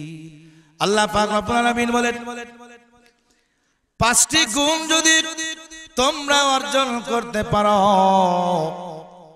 আল্লাহ তাআলা বলেন উলাইকা হুমুল মুমিনুনা হাক্কান, মুমিনের দাবিতে তারাই হলো সত্যবাদী। আর এই সত্যবাদী মুমিনদের জন্য আমি আল্লাহ তাআলা 3টা পুরস্কার ঘোষণা করলাম। 1 নম্বর হলো লাহুম দারাজাতুন ইনদা রাব্বিহিম, আল্লাহর কাছে উচ্চ মর্যাদা পাওয়া যাবে। জোরে বলেন না আল্লাহু আকবার। 2 নম্বর হলো আল্লাহ তাআলা জীবনের সব গুনাহগুলি maaf করে দিবেন, ওয়া মাগফিরা। 3 নম্বর হলো ওয়া রিজকুন কারীম, আল্লাহর পক্ষ থেকে সম্মানী রিজিক দান করা হবে। মুফাসসিরিনে কেরাম বলেন, এইখানে সম্মানী রিজিক বলতে বোঝানো হয়েছে মৃত্যুর পরে তোমাদেরকে জান্নাত দেওয়া হবে। ওই জান্নাতের ভিতরে আমার আল্লাহ তাআলা সম্মানী রিজিক দ্বারা মেহমানদারি করবেন। বলেন সুবহানাল্লাহ। তাহলে এক নম্বর হলো আল্লাহর নিকট উচ্চ মর্যাদা পাওয়া যাবে। দুই নম্বর হলো মাগফিরা, জীবনের সব গুনাহ আল্লাহ তাআলা ক্ষমা করে দিবেন। তৃতীয় নম্বর হলো সম্মানিত রিজিক প্রদান করা হবে। এই তিনটি পুরস্কার, পাঁচটি গুণ অর্জন করলে, এবার গুণগুলি কি আমরা আলোচনা শুনবো ইনশাআল্লাহ। এক নম্বর গুণ হলো আল্লাযীনা ইযা যুকিরাল্লাহু ওয়াজিলাত কুলুবুহুম, আল্লাহর নামে জিকির করা হলে, কারো সামনে যখন আল্লাহর নাম স্মরণ করা হবে, তার অন্তরের ভিতরে জালজালা পয়দা হবে, ভূমিকম্প তৈরি হবে, তার অন্তর কম্পিত হবে। আল্লাহু আকবার বলেন, এই হলো এক নম্বর গুণ। দ্বিতীয় নম্বর হলো ওয়া ইযা তুলিয়াত আলাইহিম আয়াতুহু যাদাতুহুম ঈমানা। দুই নম্বর গুণ হলো যখন কোরআনের আলোচনা হয়, কোরআন তেলাওয়াত হয়, তার ঈমান বৃদ্ধি পেতে থাকবে। আল্লাহু আকবার জোরে বলেন। তৃতীয় নম্বর হলো ওয়া আলা রাব্বিহিম ইয়াতাওয়াক্কালুন, একমাত্র আল্লাহ ছাড়া কারো উপরে ভরসা করা যাবে না। আমরা তাওয়াক্কুল করব কার উপরে? জোরে বলেন, আল্লাহর উপরে। চতুর্থ নম্বর হলো আল্লাযীনা ইউকিমুনাস সালাতা, দুনিয়ার সমাজে নামাজ কায়েম করতে হবে, প্রতিষ্ঠিত করতে হবে। পঞ্চম নম্বর হলো ওয়া মিম্মা রাযাকনাহুম ইউনফিকুন, আল্লাহর দেওয়া সম্পদ আল্লাহর রাস্তায় ব্যয় করতে হবে। এই হলো পাঁচটি গুণ। আল্লাহু আকবার জোরে বলেন। তাহলে এদিকে খেয়াল করেন, এক নম্বর হলো আল্লাহর নাম উচ্চারণ হলে অন্তরের ভিতরে ভয় পয়দা হবে। দুই নম্বর কোরআনের তেলাওয়াত শুনলে কি হবে? ঈমান বৃদ্ধি পেতে থাকবে। তৃতীয় নম্বর হলো আল্লাহ ছাড়া কারো উপরে ভরসা করা যাবে না। পঞ্চম নম্বর হলো আল্লাহর এই জমিনে নামাজকে প্রতিষ্ঠিত করতে হবে। পঞ্চম নম্বর হলো আল্লাহর দেওয়া সম্পদ আল্লাহর রাস্তায় দান করতে হবে। এই পাঁচটি গুণ অর্জন করলে পুরস্কার কয়টা? তিনটি। আমরা একটা একটা করে গুণগুলি আলোচনা করব ইনশাআল্লাহ। আমার দিকে খেয়াল করুন। আল্লাহর নামের জিকির হলে অন্তরের ভিতরে কম্পমান হবে, জালজালা তৈরি হবে। আল্লাহর নামের জিকির হলে পরে। আচ্ছা, আপনাদের এই গোপীনাথপুর এলাকায় আল্লাহর নামের আহ্বান হয় কিনা? কথা বলেন একটু বুঝে থাকলে। আল্লাহর নামের আহ্বান হয় তো? কোত্থেকে হয়? মসজিদের মিনার থেকে। দিনে কয়বার? 5 বার। আল্লাহু আকবার। এই যে আজান যে ভেসে আসে, এটা কার আওয়াজ? দেয় কিন্তু আব্দুস সাত্তার, কিন্তু আহ্বান কার? আল্লাহ তাআলার। এই যে আল্লাহু আকবার শব্দ মসজিদের মিনার থেকে ভেসে আসতেছে, এই আজান শোনার পরে অন্তরের ভিতরে যদি জালজালা পয়দা না হয়, ভিতরে যদি কম্পিত না হয়, তাহলে বুঝতে হবে ঈমান একেবারেই আপনার তলানিতে চলে গেছে। আপনার ঈমান একেবারে জিরো, ব্যাটারি ফিউজ। কথা বলেন ঠিক কিনা? আল্লাহর নামের আহ্বান হলে মসজিদের মিনার থেকে আল্লাহু আকবারের ধ্বনি যখন ভেসে আসবে, কোন ব্যক্তি ঘুমায় থাকতে পারে না, কাজের মধ্যে থাকতে পারে না, দোকানদারি করতে পারে না, রিকশার মধ্যে আছে, আজান হলে পারে রিকশা ব্রেক হয়ে যাবে, দোকানদারির ভিতরে দোকানদারি করে দোকানদারি বন্ধ করতে হবে। আল্লাহু আকবারের ধ্বনি শোনার পরে দোকানের মধ্যে কোনো ব্যক্তি থাকতে পারবে না, আল্লাহর ভয়ে তার অন্তরে কম্পিত হবে, দোকান সঙ্গে সঙ্গে বন্ধ করবে, আজান দেওয়ার পর ছুটে আসবে, ওযু করে আল্লাহর কুদরতি পায়ের উপরে সেজদা দেবে। আজান হওয়ার পরে কোন মানুষ দোকানদারি করতে পারে না। আজান হওয়ার পরে কোন মানুষ হোন্ডার মধ্যে আছে, হোন্ডা ব্রেক হয়ে যাবে, আল্লাহর ডাক এসেছে কানের ভিতরে। কথা বলেন ঠিক না বে ঠিক? যেন আজান হওয়ার পর কোন মানুষ যদি মসজিদের ভিতরে না আসে, দোকানের মধ্যে যদি থাকে, ঘুমায় থাকে, বুঝতে হবে তার ঈমান একেবারেই জিরো হয়ে গেছে। অন্তরের ভিতরে জালজালা যদি পয়দা না হয়। এখন আপনাদের এই গোপীনাথপুরে যদি জয়পুরহাট জেলা থেকে কোন এসপি সাহেব ফোন দেয়, জয়পুরহাটের অমুক লোক রাত্রি 10টার মধ্যেই থানায় এসে উপস্থিত হতে হবে, এরকম ফোন যদি আসে, আমাদের তো কাপড় নষ্ট হয়ে যাবে। এসপি সাহেব ফোন দিয়েছে 0640। আল্লাহু আকবার। এসপি সাহেব ফোন দিয়েছে, এই জন্য যদি কাপড় নষ্ট হয়। দুনিয়ার সাধারণ একজন মানুষ ফোন দিয়েছে, ভয়ে আপনি কম্পমান হয়ে গেছেন। মসজিদের মিনার থেকে আল্লাহর শব্দ ভেসে আসতেছে, আপনার অন্তরের মধ্যে যদি জালজালা পয়দা না হয়, কম্পিত যদি না হয়, তাহলে বুঝতে হবে ঈমান থেকে অনেক দূরে আপনি রয়েছেন, ঈমান আপনার নাই। আল্লাহর নাম ভেসে আসলে পরে অন্তরের মধ্যে জালজালা পয়দা হতে হবে, ওয়াজিলাত কুলুবুহুম, অন্তর কম্পিত হতে থাকবে। কথা বলেন ঠিক কিনা? আচ্ছা, একজন মানুষের অন্তরের ভিতরে যদি কম্পিত না হয়, আল্লাহর ভয় যদি একজন মানুষের অন্তরে না থাকে, সে কোন প্রকার গুনাহ থেকে বাঁচতে পারবে না। কথা বলেন ঠিক কিনা? আসুন, আল্লাহর ভয় যদি অন্তরে না থাকে, কোন মানুষ গুনাহ থেকে বাঁচতে পারে না। যেমন কোরআনুল কারীমের ভিতরে সূরা ইউসুফ নামে একটি সূরা আছে, আছে না? এই সূরার ভিতরে, এই সূরাকে আল্লাহ তাআলা আহসানুল কসাস বলে ঘোষণা করেছেন, উত্তম ঘটনা। আল্লাহু আকবার, জোরে বলেন। এই সূরার ভিতরে আল্লাহ তাআলা ইউসুফ আলাইহিস সালামের জীবনের ঘটনা বর্ণনা করেছেন। আমি একটি অংশ সংক্ষিপ্তভাবে বলি, সেটি হচ্ছে জুলেখা যখন ইউসুফ আলাইহিস সালামকে ধরে নিয়ে যায় ঘরের ভিতরে, ইউসুফ আলাইহিস সালাম ঘরের মধ্যে গিয়ে দেখে যে একটা মূর্তির মতো চাদর দিয়ে ঢেকে রেখে দিয়েছে। কি দ্বারা বলেন? চাদর দিয়ে ঢেকে রেখে।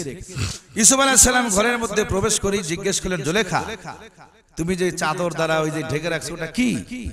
বলছে, ওটা আমার খোদা। নাউজুবিল্লাহ, জোরে বলেন। আমার খোদাকে ঢেকে রেখেছি এই জন্য যে তোমার সাথে এখন এই ঘরের মধ্যে যে অনৈতিক কাজ হবে, আমার খোদা দেখলে কি লজ্জা পাবে না? নাউজুবিল্লাহ বলেন। এমন খোদা, জুলেখার এমন খোদা চাদর দিয়ে ঢাকলে আর দেখতে পায় না। চিন্তা করেন কয় নম্বর খোদা এটা? চাদর দিয়ে ঢাকলেই আর দেখতে পায় না। কিন্তু আমার আপনার খোদা কি এরকম চাদর দিয়ে ঢাকলে দেখতে পায় না? আবার আল্লাহ পাক কি দেখে? তবে আমার বিশ্বাস, রমজান মাসে যারা চাদর টানায়া দোকানের মধ্যে খায়, এই চাদর ভেদ করে দেখার মতো ক্ষমতা আমার আল্লাহ অনেক আগেই হারাই ফেলছে। কি আপনাদের এই ধারণা নাই? আল্লাহু আকবার। আমার আল্লাহ কি দেখে এটা একটু বলতে হয়। আমার আল্লাহ কি দেখে আর কি শোনে। সাত তবক জমিনের নিচে পাথরের চিপা চাপায় একটা পিপিলিকা যখন ছোট ছোট তরিগুলো ফেলে হাঁটে, আবার আল্লাহ তাআলা এমন দেখে সাত আসমানের উপর থেকে আরশে আজিম থেকে সাত তবক জমিনের নিচে একটা পিপিলিকা হাঁটে, ওটাও আমার আল্লাহ তাআলার নজরে আছে। জোরে কন্না আল্লাহু আকবার। আমার ভাইরা রে, শুধু হাঁটা দেখে না, ছোট্ট ছোট্ট পা গুলি ফেলে যে পিপিলিকা হাঁটে, আরশে আজিম থেকে আমার আল্লাহ তাআলা তার পায়ের আওয়াজ শুনতে পায়। আবার ভাইরা পিপিলিকা একটা হাতের মধ্যে উঠায়া কানের কাছে আপনি ধরবেন, পিপিলিকার আওয়াজ কি শুনতে পাবেন আপনারা? এটা বাদ দিলাম, পিপিলিকা কারো কারো জীবনে অনেকবার কানের মধ্যে গেছে, যায় কি যায় না? আমারও কানের মধ্যে পিপিলিকা গেছে। পিপিলিকা কানের মধ্যে গেছে এরকম লোক এখানে কেউ আছেন? গেছে না? আচ্ছা, যখন কানের মধ্যে ঢোকে কি আওয়াজ শুনতে পান বলেন তো? ফরফরি ফরফরি ফরফরি, এছাড়া আর কোনো আওয়াজ শোনা যায় না। কিন্তু পিপিলিকা কি ফরফরি ফরফরি কয়? পিপিলিকা যখন কানের মধ্যে প্রবেশ করে তার সাথীদেরকে ডেকে বলতে থাকে, কে আছো? ও আমার সাথীরা, আমি মহা বিপদের মধ্যে পড়ে গেছি, আমি রাস্তা হারাই ফেলছি। সে চিৎকার করে তার সাথীদেরকে কানের মধ্যে ডাকতে থাকে, আর আমরা শুধু ফরফরি ফরফরি ফরফরি। তাহলে কানের মধ্যে গিয়েও পিপিলিকা আওয়াজ দেয়, সে আওয়াজও আমরা শুনতে পাই না। আর সে আদিম থেকে আমার আল্লাহ সেই আওয়াজটাও শুনতে পায়। উনি হলেন আমাদের আল্লাহ। আল্লাহু আকবার, জোরে বলেন। এই জন্য কোরআনুল কারীমের মধ্যে আছে, উলামায়ে কেরাম এখানে আছে, কোরআন শরীফে একটি আয়াতে আছে, ইয়ালামুস সিররা ওয়া আখফা। আল্লাহু আকবার, জোরে বলেন। আল্লাহ তাআলা সির জানে, খফিও জানে। তো সির শব্দের অর্থ খেয়াল করেন। আবার ভাইয়েরা, ইয়ালামুস সিররা শব্দের অর্থ হইল, জয়পুরহাটে আপনার পাঁচতলা বাড়ি, পাঁচতলা বাড়ির ছাদের উপরে ঝিরি ঝিরি বাতাসের মধ্যে গভীর রাত্রিতে বসে চেয়ারের উপরে পা উঠায় আপনি মনে মনে মনে মনে কল্পনা করতেছেন, পাঁচতলা বাড়ি তো আমার মানায় না, 10তলা বাড়ি হইলে ভালো হইতো, আমার নামের সঙ্গে মিলতো, 10টা গেট থাকবে, উপরে আমার অফিসটা হবে। নানা রকম চিন্তা ভাবনা করতেছেন। আল্লাহ বলেন, বান্দা রে, গভীর রাত্রিতে চেয়ারের মধ্যে বসে তুমি যেই চিন্তা ভাবনা তুমি করেছ, এখনো তোমার স্ত্রীর কাছে প্রকাশ করো নাই। তোমার স্ত্রীর কাছে প্রকাশ করার আগেই আমি আল্লাহ তাআলা আরশে আজিম থেকে তোমার চিন্তা জানতে পেরেছি। এটা হলো সিররা শব্দের ব্যাখ্যা। ও আকফা, আল্লাহ খফিও জানে। তার মানে কি? মুফাসসিরিনে কেরাম খফি শব্দের ব্যাখ্যা করেছেন, সেটি হচ্ছে আপনার 5 বছর পরে আপনি কি ভাববেন, 10 বছর পরে আপনি কি ভাববেন, 50 বছর পরে আপনি কি ভাববেন, মৃত্যুর 1 ঘন্টা আগে আপনি কি ভাববেন। আল্লাহ বলেন, বান্দারে, চিন্তা করেছো, কাউকে বলো না, এটা যেমন আমি আল্লাহ তাআলা জানি। 10 বছর পরে তুমি কি ভাববা, কি প্ল্যান করবা, এটা তোমার এখনো ভাবো নাই, কিন্তু 10 বছর পরে তুমি ভাববা, ওইটাও আমি আল্লাহ তাআলা জানি। ইয়ালামুস সিররা ওয়া আখফা। তাহলে আমার আল্লাহ তাআলা গোপন, অতি গোপন বিষয়ও জানে। সুবহানাল্লাহ, জোরে বলেন। তো ইউসুফ আলাইহিস সালাম বলছে, জুলেখা, তোমার আল্লাহকে তুমি চাদর দিয়ে ঢেকে রাখছো, তোমার খোদাকে সে দেখতে পাবে না। আমার আল্লাহ তো তা না। তুমি বলছো যে আমার আল্লাহ দেখলে, আমার খোদা দেখলে কি লজ্জা পাবে না? তোমার খোদা যদি লজ্জা পায়, তা আমার আল্লাহ তো লজ্জা পাবে। সুবহানাল্লাহ। ইউসুফ আলাইহিস সালাতু ওয়াস সালাম যখন দেখলেন বাঁচার উপায় নাই, 7টা গেটের ভিতরে তালা লাগাই দিয়েছে, ইউসুফ আলাইহিস সালাতু ওয়াস সালাম অন্তরের ভিতরে ভয় নিয়ে ওই ঘরের ভিতর থেকে আল্লাহ তাআলাকে স্মরণ করলেন। আল্লাহ পাক বললেন, নবী গো, চিন্তার কোনো কারণ নাই। ও গো নবীজি, আল্লাহু আকবার ধ্বনি উচ্চারণ করে, ও গো নবীজি, সামনের দিকে যদি দৌড় মারেন, দৌড় মারতে দেরি হবে, আমি আল্লাহ কুদরতি হাত দ্বারা তালা খুলে দিতে দেরি হবে না। আল্লাহু আকবার, জোরে বলেন। আবার ভাইয়েরা, ইউসুফ আলাইহিস সালাতু ওয়াস সালাম আল্লাহু আকবার ধ্বনি উচ্চারণ করে যখন সামনের দিকে দৌড় মেরেছে, আবার আল্লাহ তাআলা অটোমেটিক্যাল ভাবে দরজার তালা খুলে দিয়েছে। আবার ভাইরা এমন জোরে দৌড় মেরেছে সামনের দিকে, জুলাইখা এমন শক্ত করে কামিজটা ধরেছে, জামা ধরেছে, জামা ছিঁড়ে গেছে, ইউসুফ নবীকে আটকায় রাখতে পারে না। কিসের ভয়ে? এমন ভয় অন্তরের মধ্যে আসছে, গুনাহ থেকে বাঁচার জন্য এমন জোরে দৌড় মেরেছে সামনের দিকে। জুলেখাও এমন শক্ত করে ধরেছে, এই ধরাও সে ধরে রাখতে পারে নাই। আসলে গুনাহ থেকে বাঁচার জন্য অন্তরে ভয় যদি না থাকে, সে কোনোদিন গুনাহ থেকে বাঁচতে পারবে না। কথা বলেন ঠিক কি না? আবার ভাইরা, এইজন্য আল্লাহ শব্দ যখন উচ্চারণ হবে, তার অন্তরের মধ্যে যদি ভয় যদি না হয়, কশিন কালেও কোনো গুনাহ থেকে বাঁচতে পারবে না। এইজন্য আল্লাহ তাআলা বলেন, আল্লাযীনা ইযা যুকিরাল্লাহু ওয়াজিলাত কুলুবুহুম। আল্লাহর নাম যখন উচ্চারিত হবে কারো সামনে, তার অন্তরের মধ্যে জালজালা কম্পমান হতে হবে। এটা যদি হয় তাহলে তুমি মুমিন, তোমার জন্য রয়েছে জান্নাত। এটা হলো এক নম্বর গুণ। আল্লাহর নাম উচ্চারণ হলে অন্তরে ভয় হতে হবে, ঠিক কিনা বলেন? এক নম্বর গুণটা এই পর্যন্ত থাক। দুই নম্বর গুণের মধ্যে আমি প্রবেশ করছি, যেটা অত্যন্ত সুন্দর একটি কাহিনী। এই ব্যাখ্যা আমি করব ইনশাআল্লাহ। ওয়াইযা তুলিয়াত আলাইহিম আয়াতুহু যাদাতুহুম ঈমানা। আল্লাহু আকবার, জোরে বলেন। ওয়াইযা তুলিয়াত عليهم آياته زادتهم إيمانا।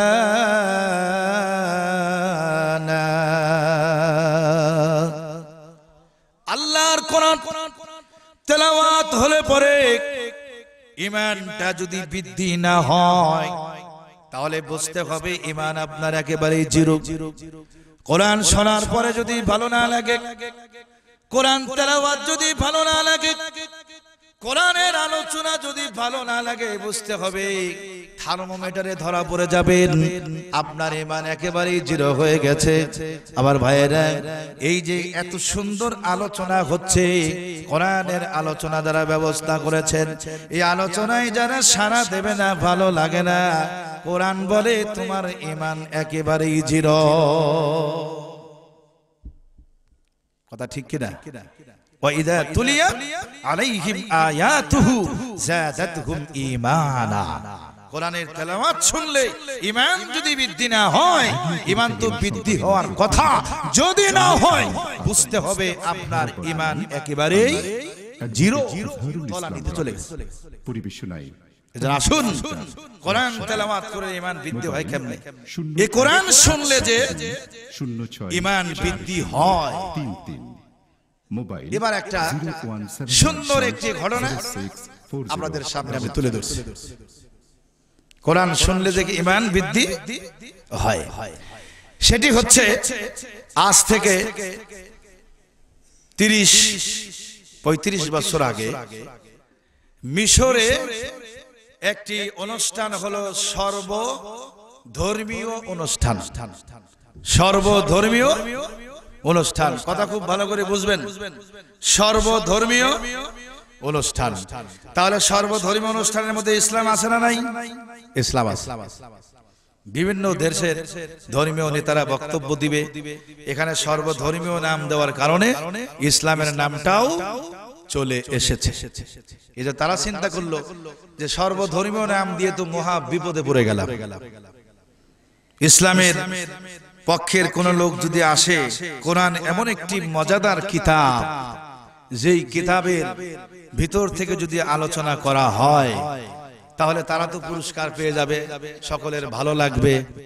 এজন্য ওরা চিন্তায় পড়ে গেল, যদি আসে সময় দেব, না আসলে নাই।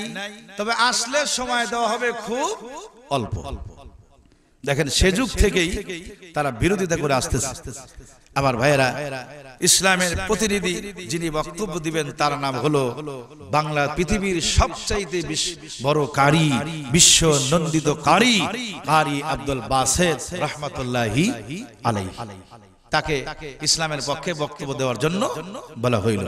20 minute, 25 minute, 30 minute, 40 minute, 50 minute করে কাউকে কাউকে সময় দেওয়া হলো।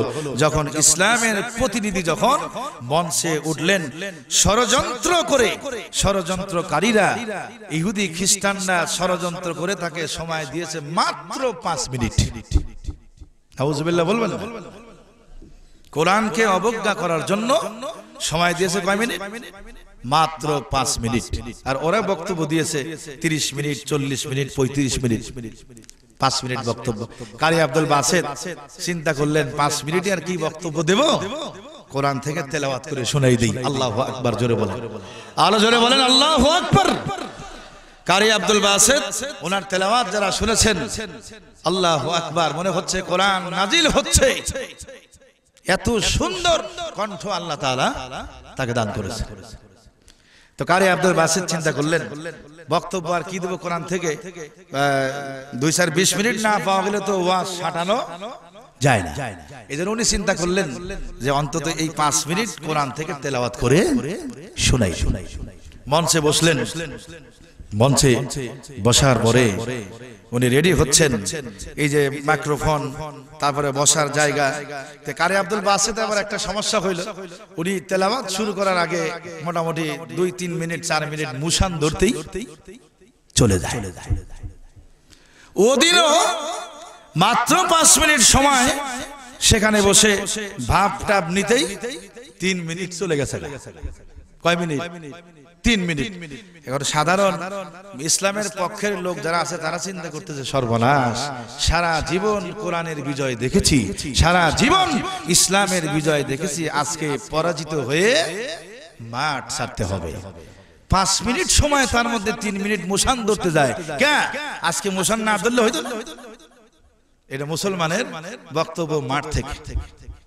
যা হোক, আমার ভাইয়েরা, ইতিহাস প্রমাণ করে কারি আব্দুল বাসেত সব কিছু ঠিকঠাক করে যখন আউযু বিল্লাহি মিনাশ শাইতানির রাজীম এটার টান দিয়েছে, খোদার কসম, ইতিহাস সাক্ষী, লক্ষ লক্ষ মানুষ তখন নিস্তব্ধ হয়ে গেছে, মনে হচ্ছে মাঠে কোনো লোক নাই।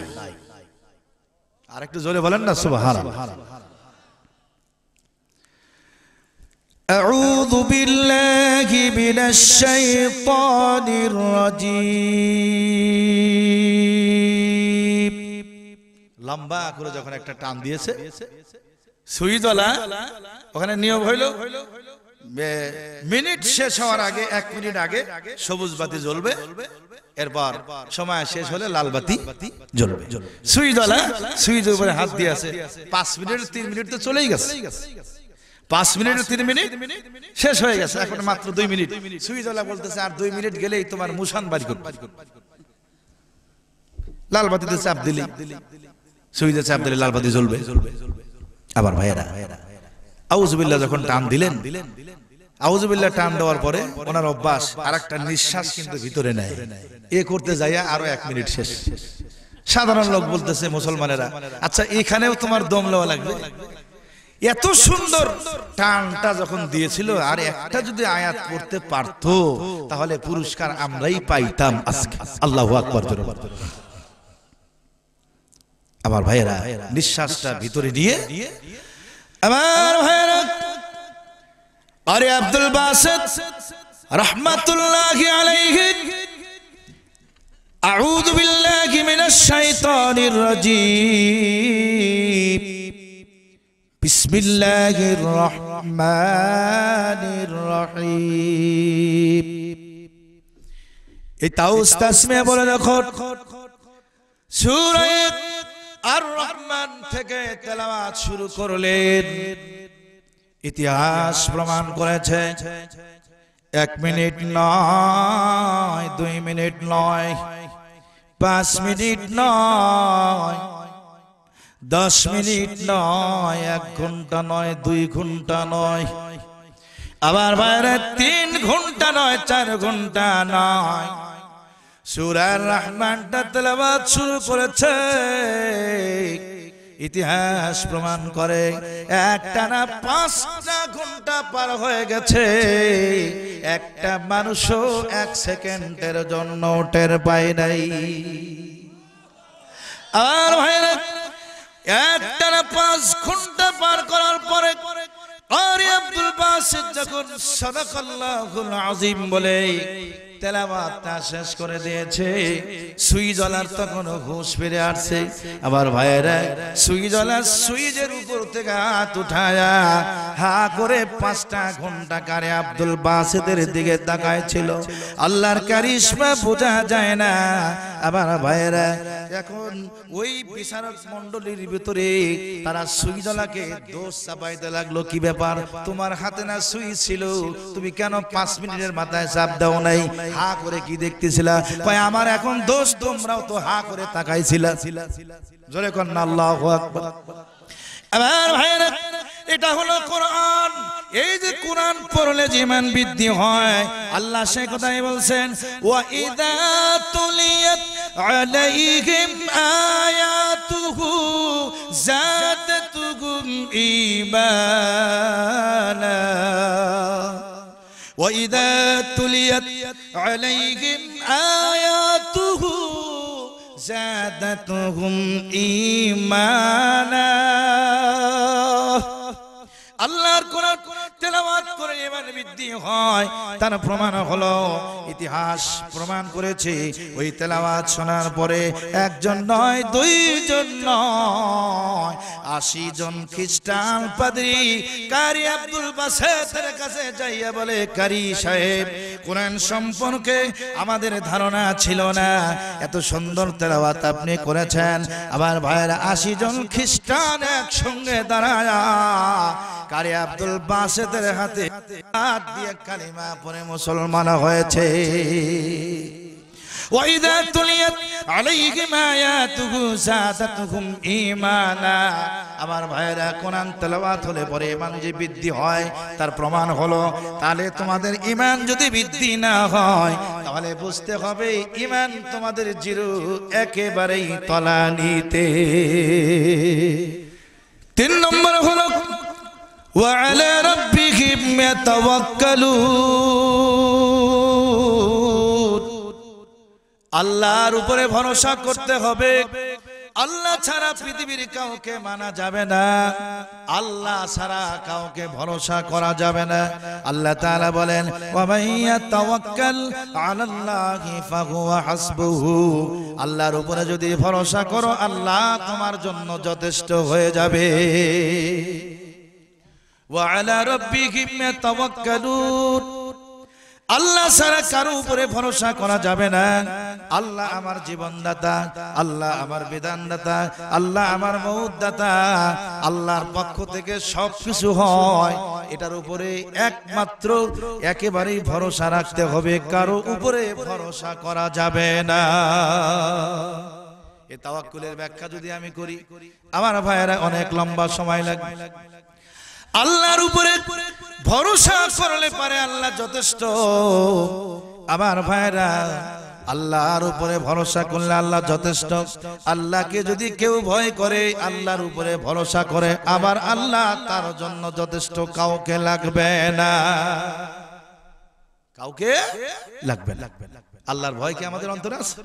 আমরা তো ভয় করি দুনিয়ার এমপি মন্ত্রী চেয়ারম্যান মেম্বার চোর ডাকাত বদমাইশকে। কথা বলেন ঠিক ঠিক? আল্লাহর ভয় কোন কারো অন্তরে যদি থাকে, খোদার কসম স্বয়ং প্রধানমন্ত্রীকেও ভয় রাখতে পারে না। কারণ আমি তো অন্যায় করি নাই, আমি তো আল্লাহওয়ালা, আল্লাহর উপরে আমি ভরসা রেখেছি।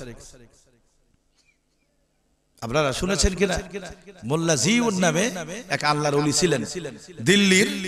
এটা হাদিসের কথা না, ইতিহাসের কথা বলছি। মোল্লা জিউন দিল্লির খতিব ছিলেন। কিসের বলেন? দিল্লির খতিব। সম্রাট শাহজাহানের সময়।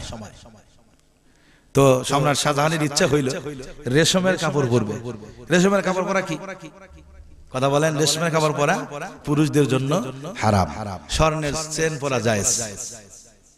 কথা কয় না। কিন্তু এই স্বর্ণের চেন তো বাংলাদেশের পুরুষরা বাদও দেয় না। অন্য সময় পুরুক আর না পুরুক, বিবাহের সময় দেখবেন গলার মধ্যে বুকের বোতাম খুলে চেন বের করে রাখে, আছে না নাই? তো মোল্লা জিউন ওনার সময় সম্রাট শাহজাহান উনি রেশমের কাপড় পরবে, এজন্য কাপড় পরলে তো চলবে না, ফতুয়া লাগবে। তো ওনার দরবারে চাটুকার একজন মৌলবী থাকতো, এক মুফতি।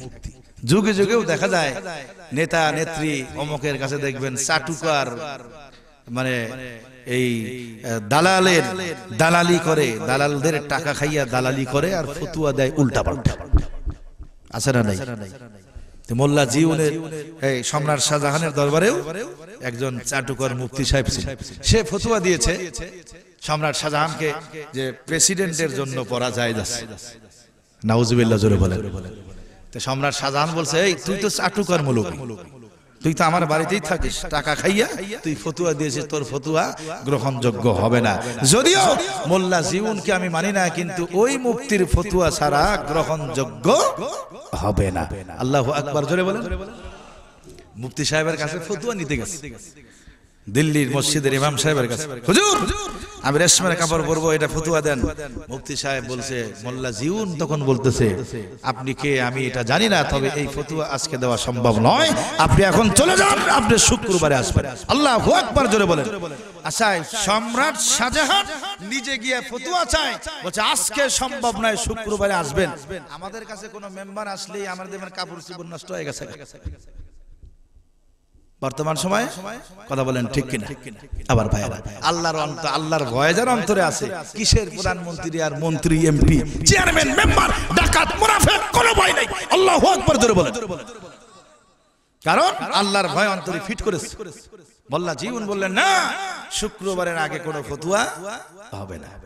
শুক্রবারের দিন 11টা না বাজতেই সম্রাট শাহজাহান মসজিদে গিয়ে হাজির, ফতুয়া দিবে হুজুর আজকে রেশমের কাপড়ের। আবার ভাইরা, তখন উনি যখন মসজিদের মধ্যে উপস্থিত, মোল্লা জিউন মেম্বারের উপরে বসে বক্তৃতা শুরু করলেন। সম্মানিত ভাইরা আমার, আজকে বক্তৃতা শুরু করার আগেই একটি ফতুয়ার মীমাংসা করতে চাই। সেটা হচ্ছে, আমার কাছে একটি ফতুয়া এসেছে রেশমের কাপড়ের ব্যাপারে, আমি এর মীমাংসা করতে চাই। তা হচ্ছে, যিনি ফতুয়া চেয়েছেন আর যিনি দিয়েছেন দুজন কাফের, কাফের, কাফের। কোন ভয় আছে ভিতরে? কোন ভয় আছে ভিতরে?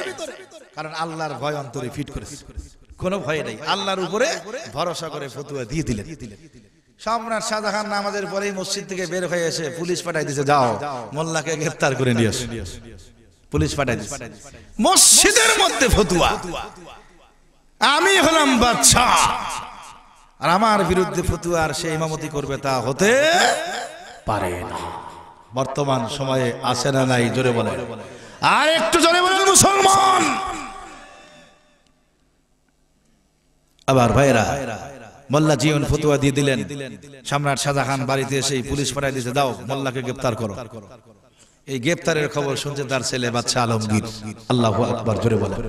যিনি যুগ শ্রেষ্ঠ আল্লাহর ওলি ছিলেন বাদশা আলমগীর, যিনি ফতুয়ায়ে আলমগীরি লিখেছেন। আল্লাহু আকবার। এই আলমগীর তখন ছোট, দৌড় মারছে, যায় বলছে, হুজুর আপনি কি আব্বার বিরুদ্ধে ফতুয়া দিয়েছেন? বলছে, হ্যাঁ, তোমার আব্বার রেশমের কাপড় পরবে সেজন্য ফতুয়া দিয়েছি, কাফের। কোনো ভয় নেই, আপনি যে ফতুয়া দিলেন, আব্বাও তো পুলিশ পাঠাই দিয়েছে আপনাকে গ্রেফতার করার জন্য। এই কথা যখন মোল্লা জিউন শুনলেন, শোনার পরে খাদেমকে ডাক দিয়ে বলেন, খাদেম রে, তাহলে আর দেরি করিস না, এক বদনা পানি নিয়ে আয়। আল্লাহু আকবার বলবেন না? আচ্ছা, উনি পাঠাইলো পুলিশ আর হুজুরে চায় পানি। আপনারা বলবেন যে তাহলে কি হুজুর পাগল হয়ে গেছে, মাথায় পানি দিবে নাকি, ভয় পাইছে? সাধারণ লোক, এলমে দিন সম্পর্কে জ্ঞান জান নাই, সে বলবে হুজুর ভয়ে পেশাব করে ফেলছে, এজন্য মাথায় পানি ডালবে, খাদেমকে পানি চাচ্ছে। কথা বলেন ঠিক কিনা? কিন্তু না, উনি পানি চেয়েছেন কেন দেখেন। আবার ভাইরা, হাদিস শরীফের মধ্যে এসেছে, আল উযু সিলাহুল মুমিন, ওযু হলো মুমিনদের অস্ত্র। আল্লাহু আকবার জোরে বলেন। ওযু হলো মুমিনদের অস্ত্র। সম্রাট শাহজাহান যখন পুলিশ পাঠাইলেন গ্রেফতার করার জন্য, খাদেমকে বললেন, বল্লাজিউন খাদেমকে বললেন, খাদেম রে আর দেরি নয়, এক বদনা পানি দে। বাদশা আলমগীর দৌড় মারলেন, বাবা গো তুমি তো গ্রেফতার করার জন্য হুজুরকে গ্রেফতার করার জন্য পুলিশ পাঠাইছো, হুজুর কিন্তু হুজুরের অস্ত্র টান দিয়েছে। জোরে বলেন আল্লাহু আকবার। সম্রাট শাহজাহান বলতেছে, তোমার হুজুর মসজিদের মধ্যে থাকে, অস্ত্র কইভাবে? বাদশা আলমগীর বলে, বাবা গো এ বাবা, হুজুর যে অস্ত্র টান দিয়েছে আমার বিশ্বাস হুজুর যদি ওযু করে 2 রাকাত নামাজ পড়ে আল্লাহর দরবারে দোকানে হাত উঠায়া মোনাজাত করে, বাবা গো আপনার রাজপ্রাসাদ আপনার রাজত্ব খান খান হয়ে ভেঙে পড়বে, খোদার কসম রাজত্ব ঠেকাইতে পারবেন না। লা ইলাহা ইল্লাল্লাহ, জোরে জোরে লা ইলাহা ইল্লাল্লাহ, লা ইলাহা, আরেকটু মহব্বতে, লা ইলাহা ইল্লাল্লাহ, লা ইলাহা, লা ইলাহা ইল্লাল্লাহ মুহাম্মাদুর রাসূলুল্লাহ সাল্লাল্লাহু আলাইহি ওয়াসাল্লাম। আমার ভাইরা, বাদশা আলমগীর বলল, বাবা গো হুজুর যদি ওযু করে 2 রাকাত নামাজ পড়ে আল্লাহর দরবারে হাত তোলে, খোদার কসম আপনার রাজত্ব ভেঙ্গে খান খান হয়ে যাবে, কারণ হুজুর আল্লাহ ছাড়া কাউরে ভয় করে না। আমার ভাইরা, আল্লাহ যে বললেন 3য় নম্বর গুণ হলো ওয়ালা রাব্বিহিম ইয়াতাওয়াক্কালুন, আল্লাহ ছাড়া কারো উপরে ভরসা করা যাবে না, আল্লাহকে ভয় করতে হবে, আল্লাহকে ভরসা করতে হবে। কথা বলেন ঠিক না ভাই ঠিক? আবার ভাইরা, আল্লাহকে যদি ভয় করেন ভরসা করেন, আল্লাহ বলেন মুমিনের দাবিতে তারাই হলো সত্যবাদী। জোরে বলেন সুবহানাল্লাহ। আবার ভাইরা, 3য় নম্বর গুণের ব্যাখ্যা সারা রাত করে শেষ করার নয়, আমি এ পর্যন্তই রাখলাম। 4র্থ নম্বর গুণ হলো আল্লাযীনা ইউকিমুনাস সালাহ। আল্লাহু আকবার, জোরে বলেন। 4 নম্বর গুণ হলো দুনিয়ার জমিনে 5 ওয়াক্ত নামাজ কায়েম করতে হবে, প্রতিষ্ঠিত করতে হবে। যদি করতে পারেন আল্লাহ বলেন তুমি হলে মুমিন, কারণ নামাজ ছাড়া মানুষের জীবন পরিবর্তন হতে পারে না। কথা বলেন ঠিক না ভাই ঠিক? নামাজ ছাড়া মানুষের জীবন পরিবর্তন হতে পারে না। কই আমরা তো নামাজের মধ্যে মশা মারি, মারেন না আপনারা? নামাজের নিয়ত করলেন, নামাজের ভিতরে আমি একটা গভীর একটু আলোচনার মধ্যে যেতে যাচ্ছি নামাজ সম্পর্কে, একটু মনোযোগ দিয়ে শুনুন। আপনাদের এই দেশে যারা নামাজ পড়ে, নামাজের ভিতরে সূরা ফাতিহা পড়েন না আপনারা? কারা কারা পড়েন না হাত তুলে দেখান দেখি। 12টার পরে ওয়াজ করলে, এই জন্য বলছে আমার এক হুজুর বলতেন 12টার পরের মুসল্লি নিয়ে ওয়াজ করা, পাগল ছাগল বউ নিয়ে ঘর করা একই কথা। জোশ থাকে, হুশ থাকে না। কথা বলেন ঠিক না বেঠিক? আল্লাহ মাফ করুক। আমরা সকলেই সূরাতুল ফাতিহা পড়ি। আমার বাম দিকে সভাপতি সাহেব একজন আলেম মানুষ, ডান দিকে একজন আলেম মানুষ বসে আছে। ওনাদেরকে জিজ্ঞেস করে দেখেন, আমার কথা যদি বিশ্বাস না হয়, হাদিসের মধ্যে আসছে সূরা ফাতিহা যখন নামাজের মধ্যে বান্দা তেলাওয়াত করে, আল্লাহ প্রত্যেকটি আয়াতের জবাব দিয়ে দেয়। আল্লাহু আকবার, জোরে বলেন। কি দেয় আল্লাহ? আল্লাহ জবাব দেয়। আচ্ছা, আল্লাহ যে জবাব দেয় এটা কে কে শুনছেন একটু হাত তুলে দেখান যে আল্লাহ হুজুর আমি একদিন শুনছিলাম আল্লাহ আমার জবাব দিয়ে দিচ্ছি। আল্লাহ যে জবাব দেয়, কথা বলে, এই কথা তো আমরা শুনতে পাই না। আচ্ছা, না শোনার কারণ হলো কি জানেন? এখানে ইয়ারফোন, এখানে ইয়ারফোন, 24 ঘন্টা সাপ এদিক দিয়ে বের হয়, এদিক দিয়ে ঢোকে। কথা বুঝে নেই এখনো। দেখেন জনগণ কথা, কানের মধ্যে ইয়ারফোন, সাপ চেনেন? সাপ এদিক দিয়ে বাইরে হয়, এই কান দিয়ে ঢোকে। তার মানে কি? নাগিন নাগিন এইবার বুঝতে পারছি যে হুজুর সাপের কথা কেন কয়, ঠিক কিনা বলেন? 24টা ঘন্টা নাগিন নাগিন শোনেন, আর যেই কানের মধ্যে সাপ ঢোকে ওই কান দিয়ে আল্লাহর আওয়াজ শোনা কোশ্চিন কালেও সম্ভব নয়, দিলের কান লাগে। আলহামদুলিল্লাহ রাব্বিল আলামিন, আমার আল্লাহ জবাব দেয় হামিদানি আব্দি। সূরা ফাতিহার মধ্যে হচ্ছে আমরা টেরও পাই না। হুজুর ঠিক আছে না? হামিদানি আব্দি, আমার বান্দা আমার প্রশংসা করছে। আল্লাহু আকবার জোরে বলেন।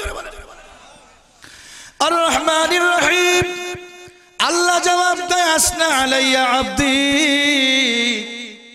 মালিক ইয়াউমিদ্দিন, আল্লাহ জবাব দেয় মাজ্জাদানি আব্দি। আমরা বলি ইয়াকা না'বুদু ওয়া ইয়াকা নাস্তাঈন, আল্লাহ জবাব দেয় হাদা বাইনা ওয়া বাইনি আব্দি। আমরা যখন পড়ি ইহদিনাস সিরাতাল মুস্তাকিম, আল্লাহ জবাব দেয় লাকা সাআলতু ইয়া আব্দি, কি চাও রে বান্দা নামাজের মধ্যে বলো, আমি আল্লাহ তোমার সব চাওয়া পূর্ণ করব। আমরাও সূরা ফাতিহা পড়ি, আল্লাহ জবাব দিতে রেডি, কিন্তু আমরা এই আওয়াজ শুনতে আজ থেকে নিয়ত করবেন আল্লাহর আওয়াজ শুনেন আর না শুনেন। আমি যে বলতেছি এটা বলার পরে খেয়াল করবেন নামাজের মধ্যে একাগ্রতা আসবে। আরো একটা হাদিসের মধ্যে আল্লাহ রাসূল বলেন, বান্দা যখন এই পর্যন্ত বলল আলহামদু, বলেন না একটু আরো মজা করে বলেন আলহামদু, এভাবে সহি হয় আপনাদের? আলহামদু, সমস্ত প্রশংসা কার? এটা পরে আসবে। আমি কিন্তু ছাত্র, এখন শিক্ষকের মতো হয়ে গেছে একবার। কি বলবো এই কথাটা। নামাজের মধ্যে আপনি যখন বললেন আলহামদু, মানে হইল সমস্ত প্রশংসা। আমার আল্লাহ প্রশ্ন করে বান্দারে লিমানিল হামদু, কার প্রশংসা তুমি করো? আল্লাহু আকবার জোরে বলেন। আমার ভাইরা, আল্লাহ বলেন লিমানিল হামদু, কার প্রশংসা? বান্দা সুন্দর করে জবাব দেয় লিল্লাহ, আমি আমার আল্লাহর প্রশংসা করি। আল্লাহ প্রশ্ন করে মানিল্লাহ, আল্লাহকে? বান্দা জবাব দেয় রাব্বিল আলামিন, আমার ওই আল্লাহর আমি প্রশংসা করি যিনি সমস্ত সৃষ্টি জগতের পালন কর্তা। আল্লাহ প্রশ্ন করে মানির রাব্বিল আলামিন, সমস্ত সৃষ্টি জগতের পালন কর্তাকে? বান্দা জবাব দেয় আর রহমানির রহিম, সমস্ত সৃষ্টি জগতের পালন কর্তা যিনি দাতা এবং দয়ালু। আল্লাহ প্রশ্ন করে মানির রহমানির রহিম, দাতা এবং দয়ালুকে? বান্দা জবাব দেয় মালিক ইয়াউমিদ্দিন, দাতা এবং দয়ালু উনি যিনি বিচার দিনের মালিক। আল্লাহ পাক বলেন বান্দারে, বিচার দিনের মালিক আমি আল্লাহ তোর সামনে হাজির। জোরে বলেন না আল্লাহু আকবার। আমার ভাইরা, বান্দা যখন নামাজের মধ্যে এই পর্যন্ত আসে, আল্লাহর সাথে বান্দা মারিফত অর্জন করলো। আল্লাহু আকবার জোরে বলেন। আল্লাহর সাথে বান্দা মারিফত অর্জন করলো, তাহলে মারিফত শব্দের অর্থ হইল আল্লাহর পরিচয় পাওয়া। আল্লাহু আকবার জোরে বলেন। মারিফত শব্দের অর্থ হইল আল্লাহর পরিচয় পাওয়া। তাহলে বোঝা যায় মারিফত অর্জন করতে গেলে নামাজ লাগবে, সূরা ফাতিহা লাগবে। নামাজ ছাড়া মারিফত অর্জন করা যায় না। আমাদের দেশের কিছু ভণ্ড আছে, নামাজ নাই, রোজা নাই, হজ নাই, যাকাত নাই, মারিফত অর্জন করে। নামাজ মারিফত অর্জন করতে গেলে নামাজ লাগবে, রোজা লাগবে। এটা ছাড়া যারা মারিফত অর্জন করে ওটা মারিফত নয়, ওটার নাম হলো মরবার পথ। জোরে কোন কিসের পথ? ওটা জাহান্নামের রাস্তা, শয়তানের রাস্তা, আল্লাহর রাস্তা নয়। আমার ভাইয়েরা, আল্লাহর সাথে যখন পরিচয় পেয়ে গেল, বান্দা তখন সুন্দর করে বলে ইয়্যাকা না'বুদু ওয়া ইয়্যাকা নাস্তাঈন। আল্লাহ তোমারই ইবাদত করি, তোমারই কাছে সাহায্য চাই। আমার ভাইয়েরা, আল্লাহ পাক বলেন বান্দারে লাকা সালতু, কি সাহায্য তুমি চাও? বান্দা জবাব দেয় ইহদিনাস সিরাতাল মুস্তাকিম, আল্লাহ আমাকে জান্নাতে যাওয়ার সোজা রাস্তা দেখায় দাও। আল্লাহু আকবার, জোরে বলেন। আল্লাহ পাক বলেন বান্দারে, তুই যে জান্নাতে যাওয়ার সোজা রাস্তা দেখাই চাইলি, অবশ্যই আমি আল্লাহ তোমারে দেখায় দেব। তবে একটু আগেই তুমি দুইটা ওয়াদা করেছো, জোরে কোন কয়টা? ইয়্যাকা না'বুদু ওয়া ইয়্যাকা নাস্তাঈন, আমার ইবাদত করবি, আমার কাছে সাহায্য চাস তুই। কথা বলেন ঠিক না বেঠিক? এ বান্দা, নামাজের মুসাল্লায় দাঁড়ায়া তুমি সুন্দর করে ওয়াদা করেছো আমার ইবাদত করবা, আমার কাছে সাহায্য চাইবা। পৃথিবীর কোন মানুষের কাছে নয়, কোন মূর্তির সামনে নয়, কোন নাস্তিক মুরতাদ বেঈমানের নয়, আমার কাছ থেকেই আমার ইবাদত করবা। আবার তুমি বলেছো আমার কাছ থেকেই তুমি সাহায্য চাও, কারো কাছ থেকে নয়। এই দুইটা ওয়াদার উপরে তুমি যদি অটল থাকতে পারো, আমি আল্লাহ তোমাকে জান্নাতের সোজা রাস্তা বলে দেব। আল্লাহু আকবার, জোরে বল। নামাজের মধ্যে এগুলো হয়, আর আমরা খালি মশা মশা পরিচালনা প্রযোজনা আলী নামাজের মধ্যে একাগ্রতা নাই। আর যার নামাজ কবুল নাই, খোদার কসম তার জীবন কোনদিন পরিবর্তন হতে পারে না। রাজশাহী। আল্লাহ বলেন আল্লাযীনা ইউকিমুনাস সালাত, 06 নামাজ প্রতিষ্ঠা করো। 33 কত ওয়াজ করব? আর 5 নম্বর হলো ওয়া মিম্মা রাযাকনাহুম ইউনফিকুন, যে সম্পদ দিয়েছি তোদেরকে, ওই সম্পদ থেকে আমার রাস্তায় দান করবি। আল্লাহু আকবার, জোরে বলেন। সম্পদ দেওয়ার মালিক কে? আর জোরে বলেন কে? আল্লাহ সম্পদ দেওয়ার মালিক। আল্লাহ সম্পদ দিয়েছেন, সেই আল্লাহর রাস্তায় ব্যয় করতে হবে। এটা 5 নম্বর গুণ। 5টি গুণ আপনি অর্জন করলেন, আল্লাহ বলেন উলাইকা হুমুল মুমিনুনা হাক্কা। জোরে বলেন না আল্লাহু আকবার। কি বলছে বলেন? আল্লাহ কি বললেন?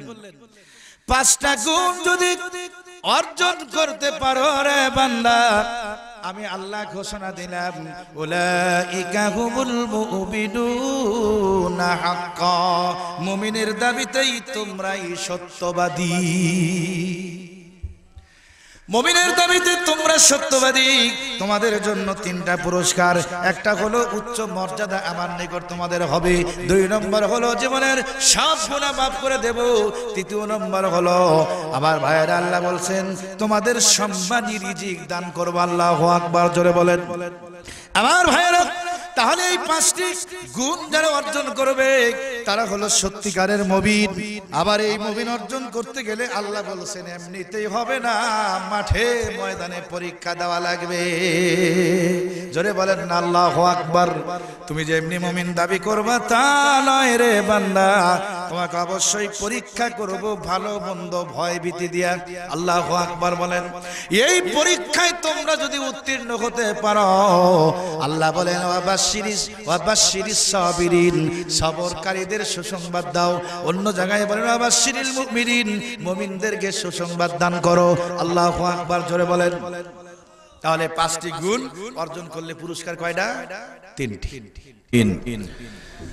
ربنا ظلمنا أنفسنا وإن لم تغفر لنا وترحمنا لنكونن من الخاسرين رب ارحمهما كما ربياني صغيرا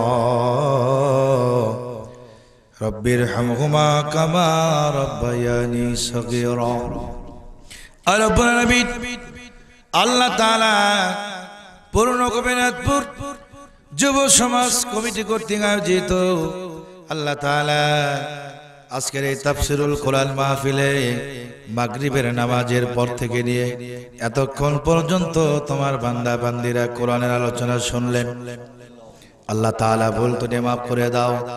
যা হাদিয়া হয় মুহাম্মাদুর রাসূলুল্লাহ সাল্লাল্লাহু আলাইহি ওয়াসাল্লামের রওজা মুবারকে পৌঁছে দাও। আর রব্বুল আলামিন খাস করে আমরা যারা দোকানে হাত উত্তোলন করে দিয়েছি, আমাদের আব্বা আম্মা কলেজার টুকরা সন্তান, পাড়া প্রতিবেশী আত্মীয় স্বজন অর্ধাঙ্গিনী যাদের বিদায় হয়ে অন্ধকার কবরে ঘুমায়া, আল্লাহ সকলের কবরের মধ্যে তুমি হাদিয়া পৌঁছায় দাও। আয় আল্লাহ তাআলা, খাস করে আমরা যারা দোকানে হাত উত্তোলন করে দিয়েছি, আল্লাহ আমাদের জীবনের সমস্ত গুনাহগুলি মাফ করে দাও। মাদের কবুল করো, মাদেরকে পর্দানিশীল বানায় দাও। আল্লাহ মাদের জীবনের সমস্ত গুনাহগুলি মাফ করে দাও। আল্লাহ যে সমস্ত মাদের সন্তান হয় না, আল্লাহ তাআলা আমি দোয়া করি, আল্লাহ যে ভাইদের সন্তান হয় না, আল্লাহ উভয়কে একটি করে নেক সন্তান তুমি দান করে দাও। আর রব্বুল আলামিন এলাকার প্রত্যেকটি মানুষকে তুমি নামাজি বানায় দাও। আল্লাহ কোরআনের খাদেম বানায়া দাও। আল্লাহ এলাকার আলেমদের কবুল করো, হাফেজদের কবুল করো, ছাত্র ভাইদেরকে কবুল করে নাও। মুরব্বী বাবারা যারা এসেছেন, আল্লাহ সকলকে ঈমানের সঙ্গে রাখো। আল্লাহ যুবক ভাইরা কত কষ্ট করে পরিশ্রম করে আল্লাহ এত বড় একটি আয়োজন করেছেন বাবু। আল্লাহ গান দেওয়ার বয়স, কনসার্ট করার বয়স মাবুদ গো, কিন্তু তা না দিয়া আল্লাহ কোরআনের ব্যবস্থা করেছেন।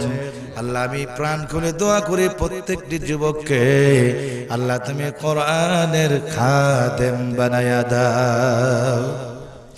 আর রব্বুল আলামিন প্রত্যেকটি যুবককে তুমি নামাজি বানায় দাও। আল্লাহ বিশ্বনবীর সৈনিক তুমি বানায় দাও। আল্লাহ তাআলা এই যুবকরা কোরআন শিক্ষা না করা পর্যন্ত তুমি আজরাইল পাঠায়ো না। আল্লাহ তাআলা এলাকাবাসীর উপরে তোমার খাস রহমত বর্ষণ করো। আল্লাহ খাস করে আল্লাহ একরামুল ভাই আল্লাহ নেটের মাধ্যমে আমাকে দাওয়াত করেছেন মাবুদ।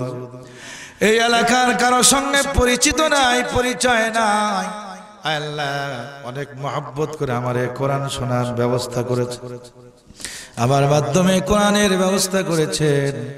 আয় আল্লাহ আজকের এই ময়দানে তোমার বান্দার জন্য দোয়া করি, সমস্ত বালা মুসিবত থেকে হেফাজত করো।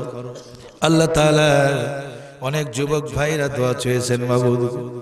আল্লাহ আমি প্রাণ খুলে সকলের জন্য দোয়া করি, গভীর রাত্রিতে মুসাফির হইয়া আল্লাহ এই যুবকদের মনের নেক আশাগুলি আল্লাহ তুমি পূরণ করার জন্য কবুল করে নাও। আল্লাহ তাআলা গভীর রাত্রি তারও একটা আবেদন জীবনে শুনেছি, মদিনা মদিনা, চোখে দেখার সৌভাগ্য এখনো হয়নি। আল্লাহ কত মানুষ মক্কা মদিনায় যাইয়া তোমার রাসূলের রওজার পাশে দাঁড়ায়া সালাম দিয়েছে। আল্লাহ আমাদের একটা বারের জন্য সালাম দেওয়ার তৌফিক দাও। কাফনের কাপড় পরার আগে একটা বারের জন্য ইহরামের কাপড় পরার জন্য কবুল করে নাও। আল্লাহ তাআলা মাইকটা কথা বলে সুন্দর মজা পাইলাম মাবুদ গো। আল্লাহ মাইকওয়ালাকে তুমি কবুল করো, আল্লাহ নামাজি বানায় দাও। আল্লাহ কোরআনের ব্যবস্থা যেন এই মাইক দ্বারা হয় সে তৌফিক তুমি দান করো। আল্লাহ তাআলা আমার ক্যামেরাম্যান এসেছেন, তার ভাই কয়েকদিন আগে দুনিয়া থেকে বিদায় গ্রহণ করেছে। আল্লাহ তার কবরটা জান্নাতের বাগান বানায় দাও। আল্লাহ পরিশেষে এই এলাকার উপরে খাস রহমত তুমি বর্ষণ করো। আল্লাহ আল্লাহ আমাদের সকলকে ইসলামের খাদেম বানায়া দাও। আল্লাহ এই মাহফিল উপলক্ষে তোমার বান্দা বান্দীরা বিভিন্ন ভাবে সহযোগিতা করেছেন। আল্লাহ তাআলা আল্লাহ যারা আর্থিকভাবে বুদ্ধি দিয়া, টাকা দিয়া, পয়সা দিয়া সহযোগিতা করেছেন, আল্লাহ সকলের জিন্দেগির সমস্ত গুনাহগুলি তুমি মাফ করে দাও। সুবহানাক রাব্বিকা রাব্বিল ইজ্জাতি আম্মা ইয়াসিফুন ওয়া সালামুন আলাল মুরসালিন ওয়ালহামদুলিল্লাহি রাব্বিল আলামিন। আসসালামু আলাইকুম ওয়া রাহমাতুল্লাহি ওয়া বারাকাতুহু। প্রিয় দর্শক শ্রোতা, এতক্ষণ শুনছিলেন হাফেজ হযরত মাওলানা আব্দুল মজিদ সাহেবের গুরুত্বপূর্ণ বক্তব্য। ভিডিও পরিচালনার সম্পাদনা ও প্রযোজনা আলী আহমদ আকন্দ। ধারা বর্ণনায় আমি advocate Azharul Islam Roni. পরিবেশনায় তাহজিব centre Rajshahi. Mobile 017120640333। আল্লাহ হাফেজ।